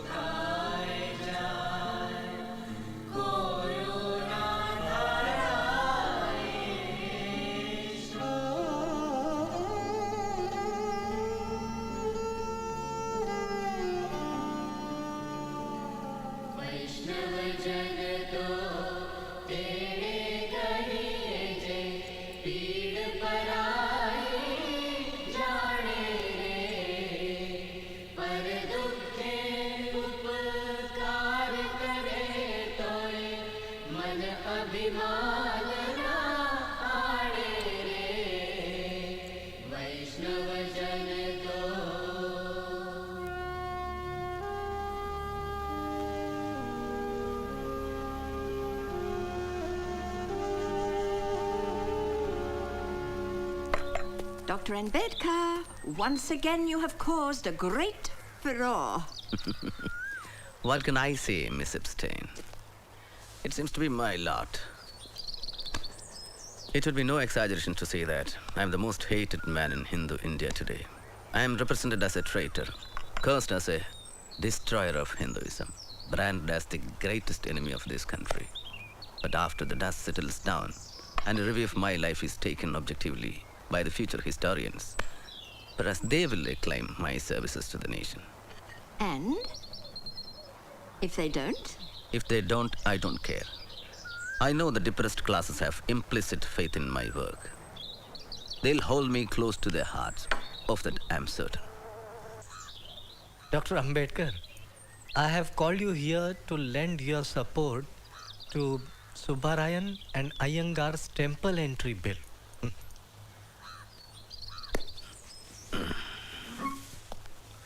If I accept the temple entry bill, but agitate to abolish Chaturvarnan caste system, which side would you take?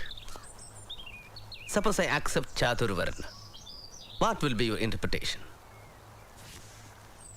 Brahman, Kshatriya, Vaishya, and Shudra. Or in the reverse way, Shudra on the top. Dr. Ambedkar, I am a Hindu not merely because I am born in Hindu fold, but I am one by conviction and by choice. There is no superiority or inferiority in the Hinduism of my conception. But if you want to fight Varnashram itself, then I cannot be in your camp. Because I strongly believe Varnashram to be an integral part of Hinduism. So, I cannot be in your camp too.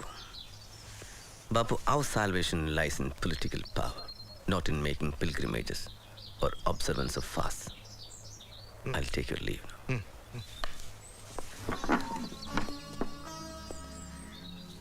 Shall I tell you something? Don't use the weapon of fast too often.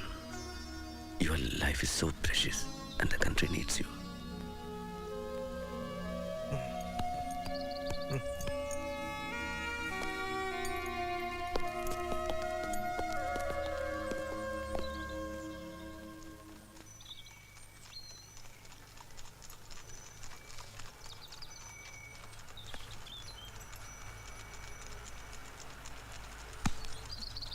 I know you love books. But this is madness. Sahib, you've built a house only for your books?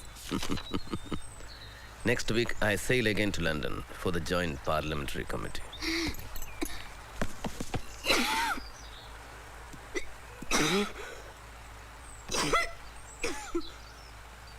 Ramu,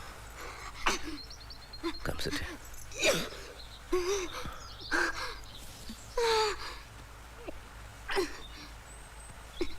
I have a wish, Sahib. Yes, Ramu. Next time I will take you to America for medical treatment. No, It is better.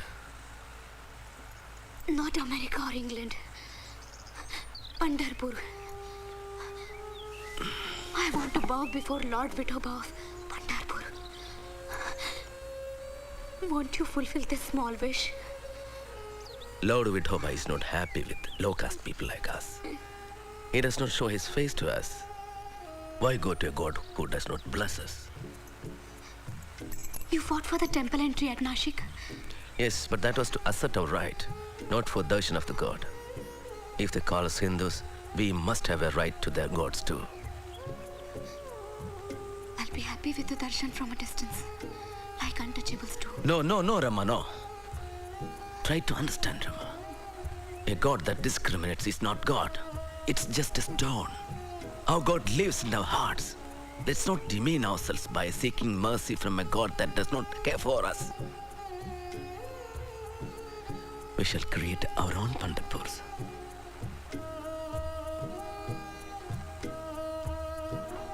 Dear Bhaurav, I am going through difficult times. As principal of the Law College, I am trying to bring reformations in the college syllabus. I am caught up between duties for my people and duties at home. I am anxious about Rama's health. She has deteriorated over the last few days.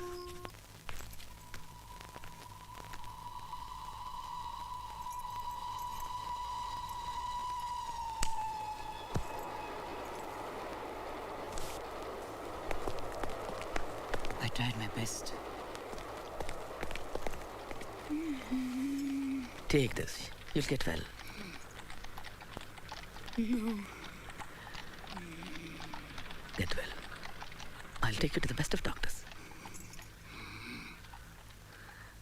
It's no use. I'll make you happy. I'm happy. I'll die happy. I'm not afraid of death.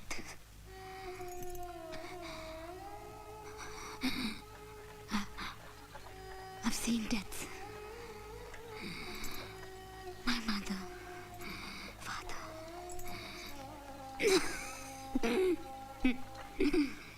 Your parents. Hans.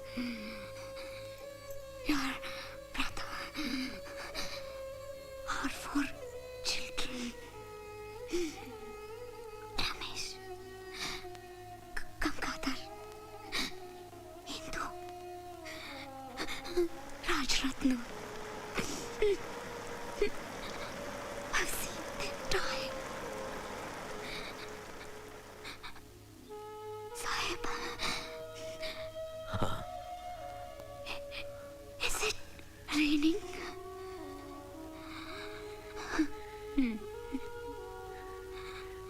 Yes, it's raining.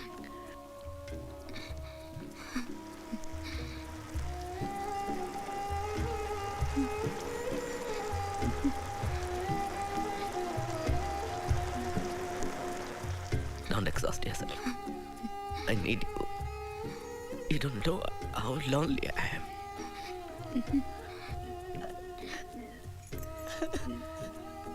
Don't despair. Keep fighting. Love you, Shwant.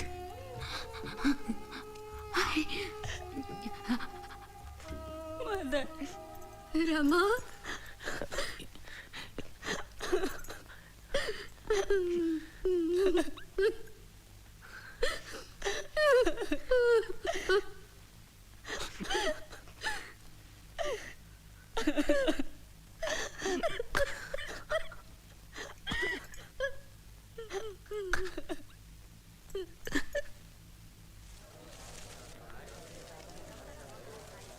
Babasaheb, thousands of people are waiting. So, shall we?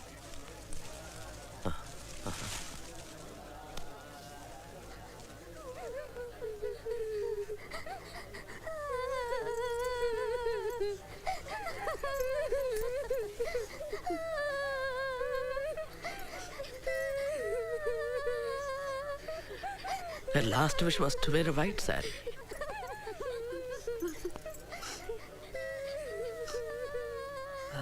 It's customary to clothe in a green sari.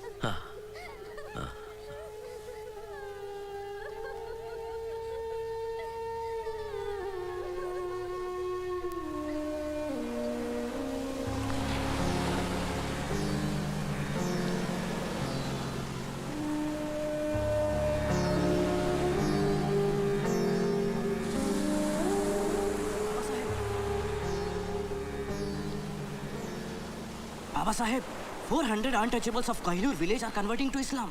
Ask them to wait. I'm going to make an important announcement at the Yavla conference.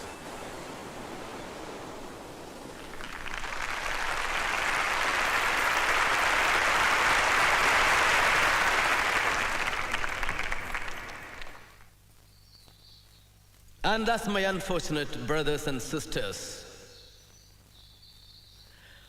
when I look back at the past 10 years of our movement, I despair of the future. Enough. We are no longer dumb animals. The time has come to put an end to this harassment and indignities. Let's leave this cesspool of castes which made us worse than worms. Break these shackles. Destroy the social prison. Let's choose a new religion which will guarantee us equality of status and opportunities. Unfortunately, I was born a Hindu untouchable. It was beyond my power to prevent that. But it is within my power to refuse to live under these humiliating conditions.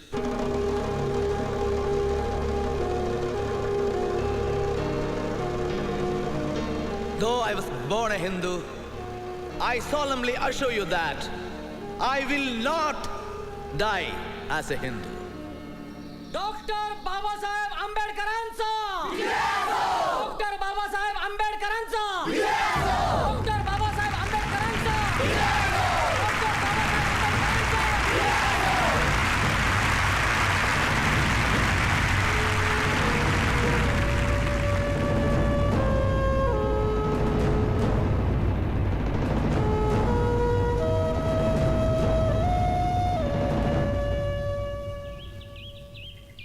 This is an unfortunate decision. But religion is not like a house or a cloak, which can be changed at will. It is a more integral part of one's own self than of one's body. Dr. Ambedkar's bitterness clouds his vision. The millions of illiterate Harijans will not listen to him. Their lives, for good or evil, are involved with caste Hindus. Every known religion would fail if judged by the standards of Dr. Ambedkar. But the press should also note that I feel whatever label the learned doctor wears in the future, he is not a man who will allow himself to be forgotten. Babasaheb, sugar? You want to kill me? Just a little. You fool. Diabetes. Eat kadu neem leaves. Or better boil them 1/4 and drink every morning. That bitter dose? I have been swallowing it for my entire life. And now you are administering it to us. Doctor, your leaving will be a great blow to Hinduism. A blow? You surprise me, Mr. Pradhan. We unclean untouchables have been the contaminators, the pollutants of you pure Aryans. Won't our leaving cleanse your religion of all impurities? Babasaheb, the exodus will not stop with you. It would be the death of Hindus in the long run. It matters little, Masrekar Maharaj. The history of Hindustan will continue. Not if the Hindus become a minority in our own land. Then let the caste Hindus take a pledge that they will get rid of the evil of untouchability in a prescribed period. Is that so easy? Look at the magnitude of the problem. It would require time. Well, I can wait for 5 years for a change in Hindu hearts. But what guarantee? How am I to be sure? Yes, I know that you will show your good intentions. Make a Mahara Shankaracharya for 1 year. Let thousands of Brahmins fall at his feet.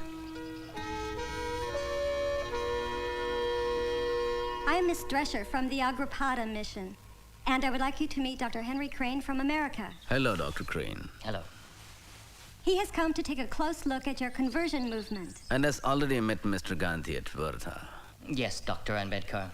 I've met many people in that connection. And I truly believe that Christianity is the answer that can meet all of your requirements. If you convert into Christianity, all of the Christian nations will help to raise your social, political, and economic status. And I think this won't be objectionable to any of your fellow Indians. Dr. Ambedkar, as the Bible says, the poor shall inherit the earth. Which Bible do you normally refer to, Miss Drescher? The Holy Bible, of course. That's true, but which edition? Modern version, King James's version, or which dates back to the Elizabethan era? Miss Drescher, have you ever gone through the commentaries on the Bible by Cook? It's a good analytical study on the Bible, and also refers to Life of Jesus by Renwa and Khalil Gibran's Jesus, the Son of Man. It can give you a different perspective of Christianity. Dr. Ambedkar, we would like to invite you to the annual conference of the Methodist Church in Pune. And to the mission too. I'll try. Babasaheb, Muslim India would be honored to welcome you and all untouchables. We promise you that untouchables will have the fullest equality and rights in every sphere: political, social, economical, and religious. As you know, Babasaheb, our religion believes in one God, Ekankar, and provides equal treatment to all its followers. It fulfills all the desired requirements regarding the conversion of depressed classes. Here is a telegram from Mahabodhi Society. Dr. Ambedkar, you and your community is cordially welcome to embrace Buddhism, which is professed in greater part of Asia. We guarantee equal status to all converts. There is no caste distinction amongst us. We are willing to send workers. Please let us know. It seems that Congress and Sardar are bent upon destroying you in these elections. Haven't you read Sardar Patel's statement? Yes. No concessions under the communal awards if we convert. Look, Doctor, I have not come here as your friend. I have come here as an authorized representative of the Hindu Mahasabha. We know your views and your patriotism. We know that you will never convert to Islam or Christianity. Do not take me for granted. I don't need a certificate of patriotism. And I know the culture and history of this country better than many of you. Yes, it is my contention that the conversion to either of these faiths would fundamentally alter the political and cultural equation here. But how does it concern us if we have no stake? Doctor, we shall fight tooth and nail to protect your concessions. Even if you convert to Sikhism, the Hindu Mahasabha will give you a written commitment. How diabolical, you old Brahmin bandicoot.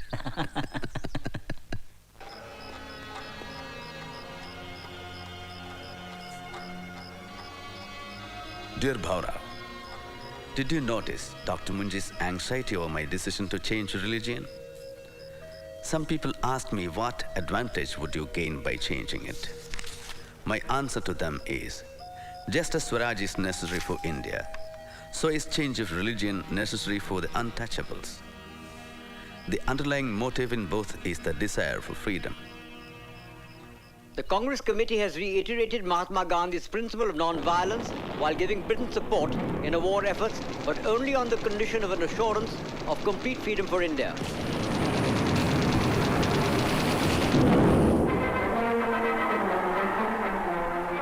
On the other hand, Dr. Ambedkar's Independent Labour Party has given a total and unconditional support to Britain's war against fascism. I believe that Nazism is a menace to the future of all mankind. This is a war between dictatorship and democracy. A dictatorship based not on any moral order, but on racial arrogance. The Congress doesn't seem to understand this.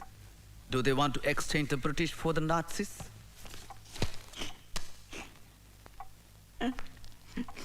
Are you all right, Miss Epstein? As you probably know, I am Jewish, originally from Germany. My family is still there. They have been reported missing. They may be in hiding. I fear for them. I'm so sorry. Dr. Ambedkar today expressed his views that there was nothing wrong in sharing power with the British government.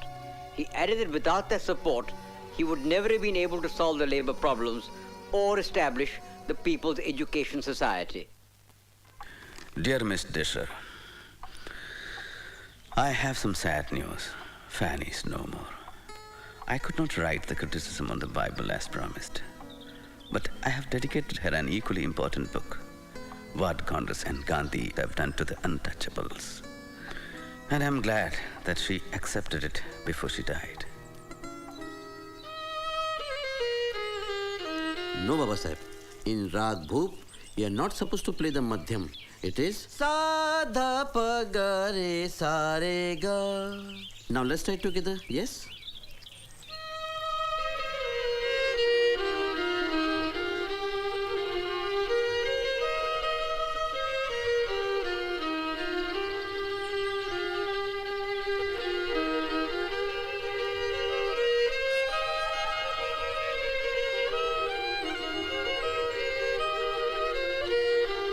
Mr. President, sir, this Constituent Assembly declares its firm and solemn resolve to proclaim India as an independent, sovereign republic and to draw up for her future governance a constitution wherein the territories will be governed by the country.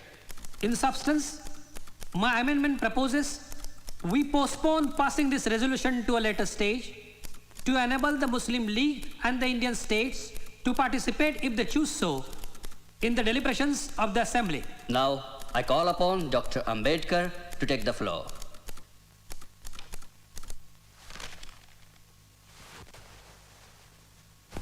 Mr. Chairman, I am indeed very grateful to you for having called me to speak on this resolution. I know today we are divided politically, socially, and economically. We are a group of warring camps, and I may even go to the extent of confessing that I am probably one of the leaders of such a camp. But sir, with all this, I am quite convinced that nothing in the world will prevent this country from becoming one. I have no hesitation in saying that, notwithstanding the agitation of the Muslim League for the partition of India, someday enough light will dawn upon them, and they too will begin to think that a united India is better even for them.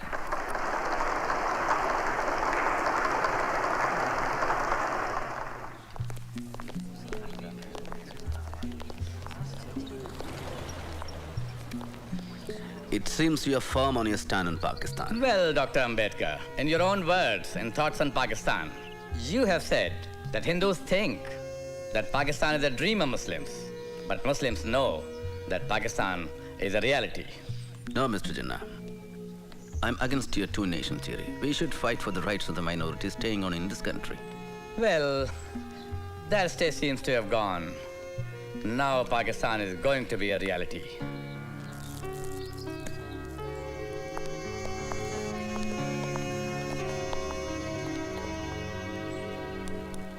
Untouchability in any form is abolished, and the imposition of any disability on that account shall be an offense. Mahatma Gandhi की जय, महात्मा गांधी की जय, महात्मा गांधी की जय, महात्मा गांधी की जय, महात्मा गांधी की जय.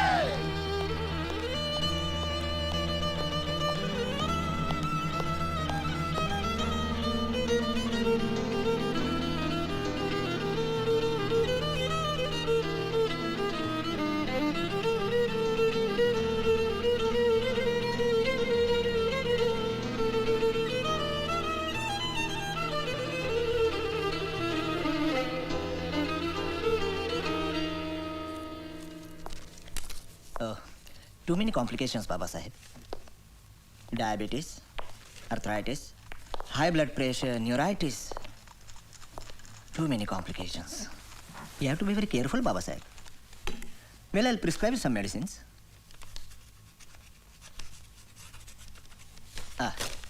Meet my colleague, Dr. Sharda Kabir. She'll explain you about the diet and other things. Doctor, excuse me. I have to see some patients. I'll be back again.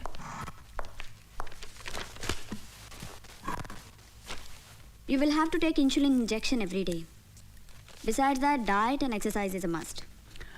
How is it possible? But you must do it if you want to live longer.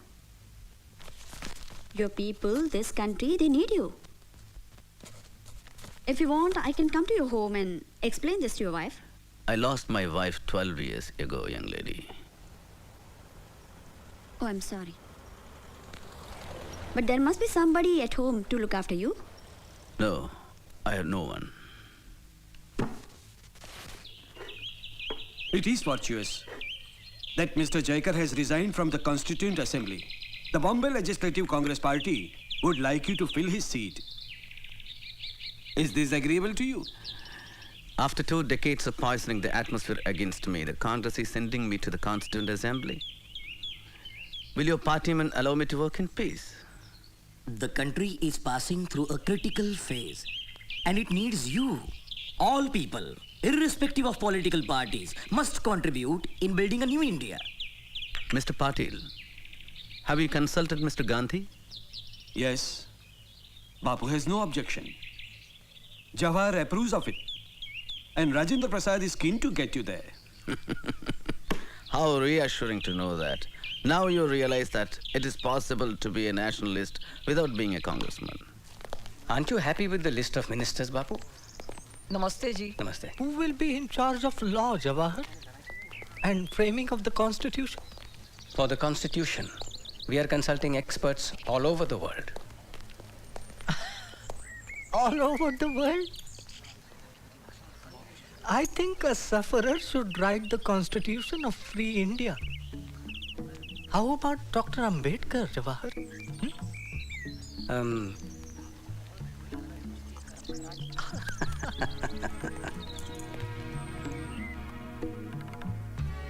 Yes. History has put this responsibility on us. I suppose I shall have to carry this blood on my conscience when I die. Well, to business then. Do you know the reason why I requested you to come here? I would like you to be a part of the national government of Free India. Do you accept? It depends. What portfolio? Law. Will there be enough work? Plenty. Don't worry. A lot of new measures are to be legislated. Yes. The Hindu Code Bill is still pending, isn't it? Well, we are determined to clear it fast. I'm very glad. We shall be working together. Dear Bhaura, India is an independent country today. But will she maintain her independence? Will the many political parties with diverse and opposing political creeds place India above their own castes and creeds? We must be determined to defend our independence to the last drop of our blood. Your blood sugar is so high? No more sugar for you. Who makes tea for you? They try to remember, but... No, you can't afford to be careless. No more fruits and no more rice. At least for a fortnight. And you need a checkup for next week. There's a meeting of the drafting committee in Delhi. I have to be there for a week. I wonder who is going to take care of you in Delhi. Dear Chitre, my work in the draft constitution has increased a great deal. And on the other hand, my health forbids me the slightest of strains. I have considered your suggestion of having somebody to look after my health sympathetically. I have decided to marry Dr. Sharada Kabir.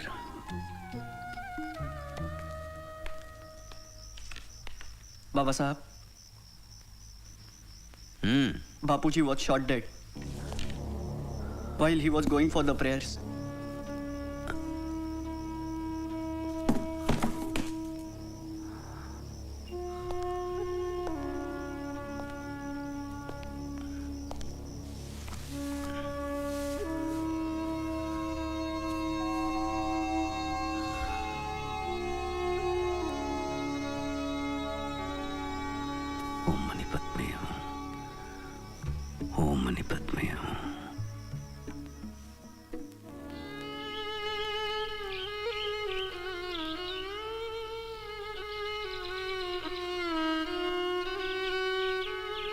Dr. Ambedkar, you sign first. Then she will sign.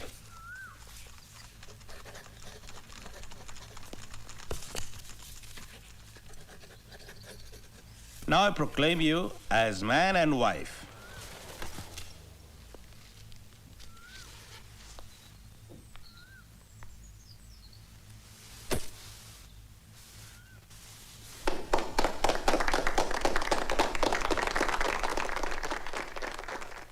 Mr. President, sir, I introduce the draft constitution settled by the drafting committee and move that it be taken into consideration. Mr. President, sir, I am one of those in the House who are aware of the amount of work and enthusiasm that Dr. Ambedkar has brought to bear on the work of drafting this constitution. The House is perhaps aware that of the 7 members nominated by you, one had resigned and was not replaced. One was away in America and his place was not filled up. And another person was engaged in his state affairs, and there was a void to that extent. 1 or 2 people were far away from Delhi, and perhaps reasons of health did not permit them to attend. So it happened ultimately that the burden of drafting this constitution fell on Dr. Ambedkar, and I have no doubt we are grateful to him.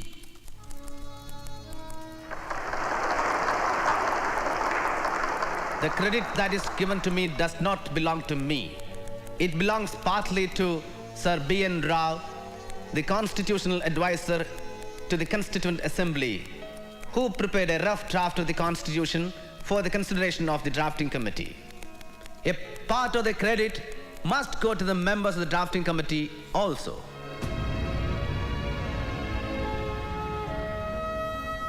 I shall not enter into the merits of the Constitution because I feel, however good a Constitution may be, it is sure to turn out bad because those who are called to work it happen to be a bad lot.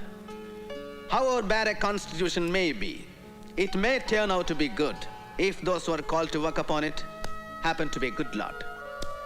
It is therefore futile to pass any judgment upon the Constitution without reference to the part which the people and their parties are likely to play. Thank you.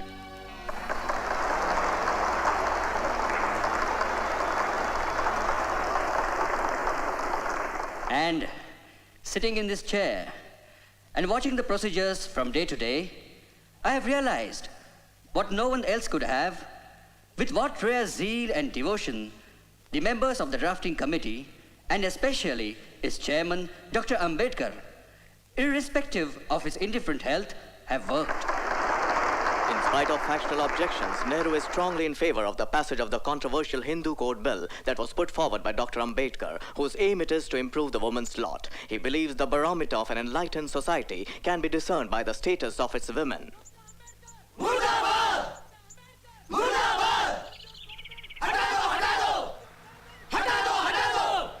The Hindu Code Bill is an insult to Hindu Dharma Shastra. It casts aspersions on our hoary traditions and Shastras. What does Dr. Ambedkar know of Hindu Dharma Shastra? Does he know Sanskrit? Has he read Vedas? In a revenge, he's out to destroy the Hindu Dharma Shastra by one blow of this law. Are we going to allow an untouchable to touch our sacred God-given laws? Never, never. We shall shed blood, an uncouth, unclean, untouchable, defiling the laws set centuries ago by Bhagwan Shri Krishna, Bhagwan Manu, Bhagavad Gita, Vedas, and Upanishads. Don't touch Hindu laws! Don't touch Hindu laws! Ambedkar! Murdabad! Ambedkar! Murdabad!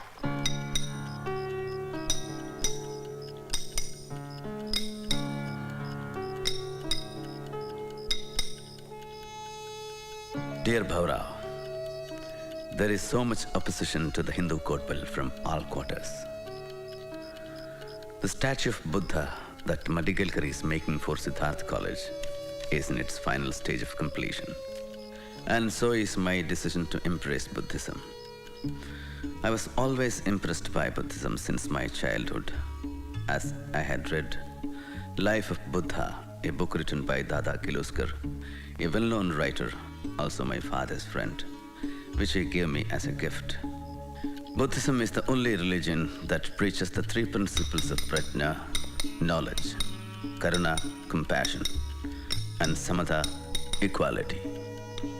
Buddhism is the answer to the exploitation in the world. People today somehow try to relate Buddhism with communism. But communism is based on force, and Buddhism is ahimsa.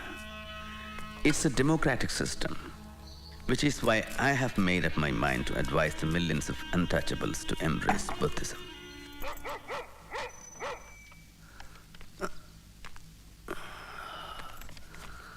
Babasaheb, from the Prime Minister's office.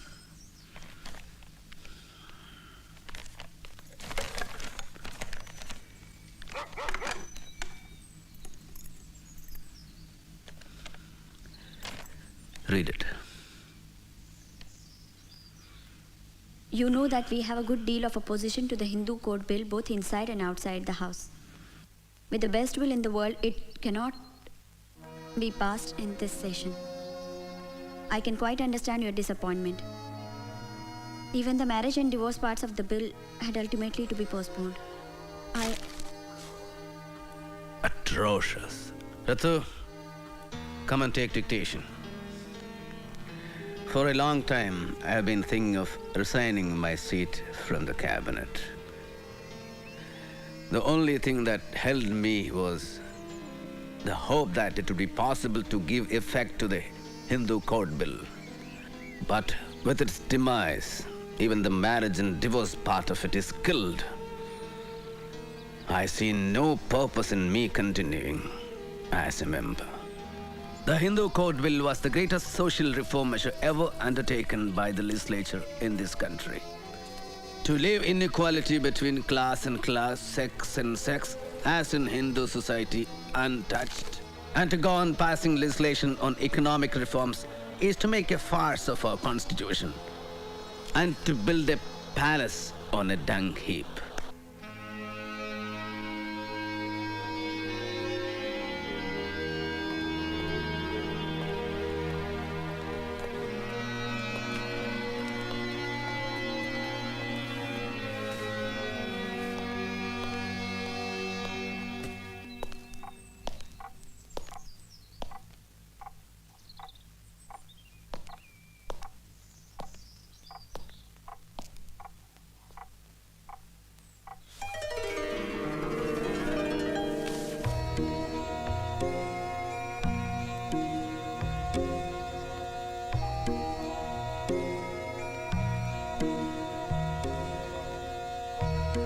Dear Vaman Rao Godbole, I am confident that one day, to protect humanity, not only India, but the whole world will accept Buddhism.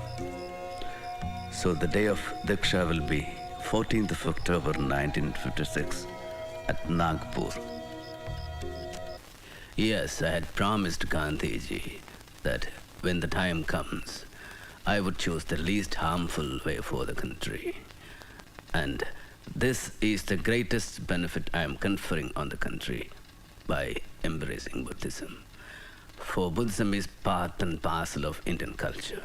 But won't you lose reservations and benefits meant for untouchables? Are Brahmins prepared to become untouchables in return for these reservations? Why are you quitting Hinduism?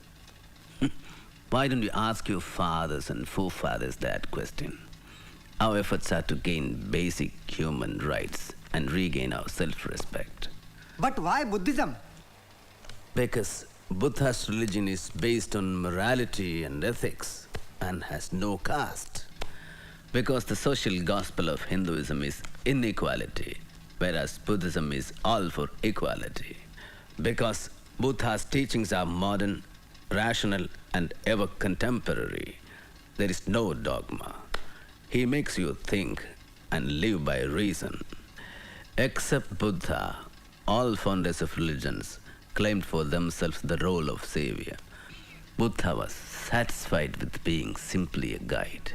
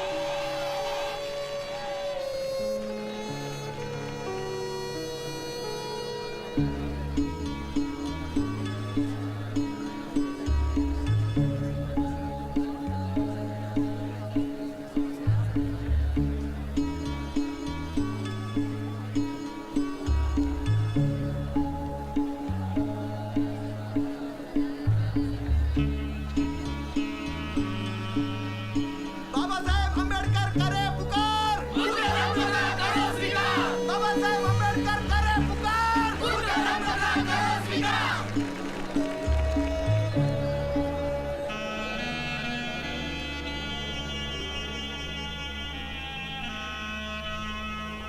नमो तस्सा भगवतो अरहतो सम्मा सम्बुद्धस्सा नमो तस्सा भगवतो अरहतो सम्मा सम्बुद्धस्सा नमो तस्सा भगवतो अरहतो सम्मा सम्बुद्धस्सा बुद्धं शरणं गच्छामि धम्मं शरणं गच्छामि संघं शरणं गच्छामि पानातिपाता वैरमणि सिक्खापदं समादयामि आदिन्नादाना वैरमणि सिक्खापदं समादयामि कामेषु मिच्छाचारा वैरमणि सिक्खापदं समादयामि मूसावादा वैरमणि सिक्खापदं समादयामि सुरामेरय मज्जपमादठाना वैरमणि सिक्खापदं समादयामि Sadhu, sadhu, sadhu. My beloved brothers and sisters, I have renounced the Hindu religion and I am embracing the great Buddha and his Dhamma based on equality of man, knowledge, right path and compassion. Hear me, my brothers and sisters. I am no longer a Hindu, no longer an untouchable. I am a liberated human being, a free man, no longer a slave of a pernicious social system. And so, my brothers and sisters, I hereby take a pledge to dedicate my remaining life to spread the Dhamma, the light of Buddha, throughout the world. And now, my dear brothers and sisters, those of you who want to follow me unto the light shown by the great Buddha should rise and repeat the Saranatraya and the pledges after me.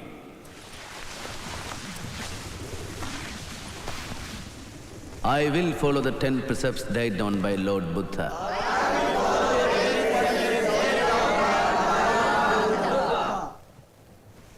I will treat all animals with compassion.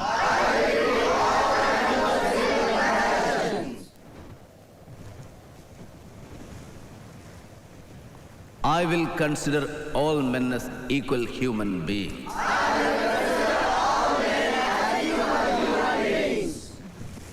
I will accept the Dhamma of Gautam Buddha and give up my old religion, which was detrimental to the progress of humanity and which treats humans with contempt.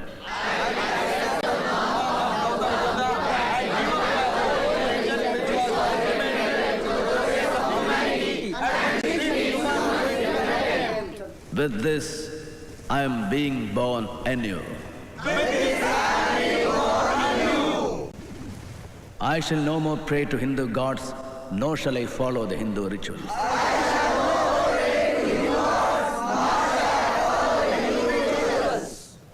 Henceforth, the three principles enumerated by the Buddha, knowledge, right path, and compassion, shall guide my actions throughout my life.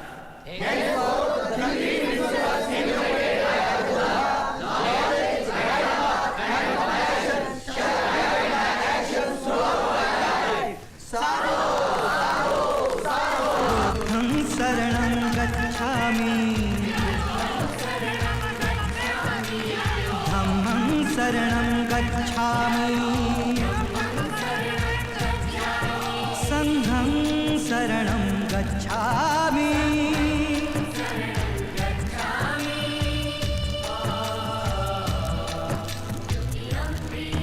Buddham saranam gacchami, Dhammam saranam gacchami, Sangham saranam gacchami.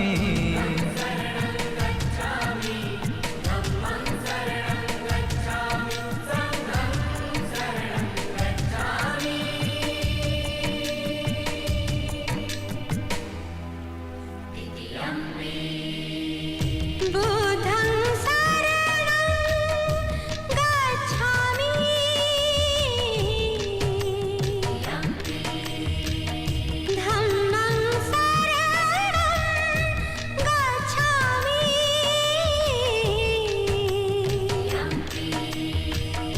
Sangham saranam gacchami.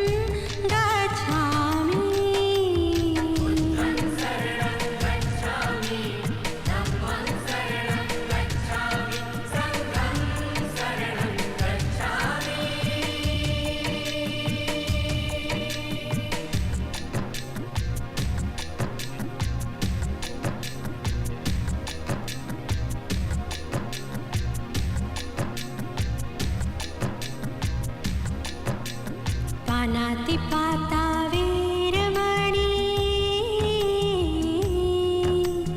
Panatipata Veeramani, Sikhapadam Samadhiyami. Adinadana Veeramani, Sikhapadam Samadhiyami. Kamesu Michachara Veeramani, Sikhapadam Samadhiyami.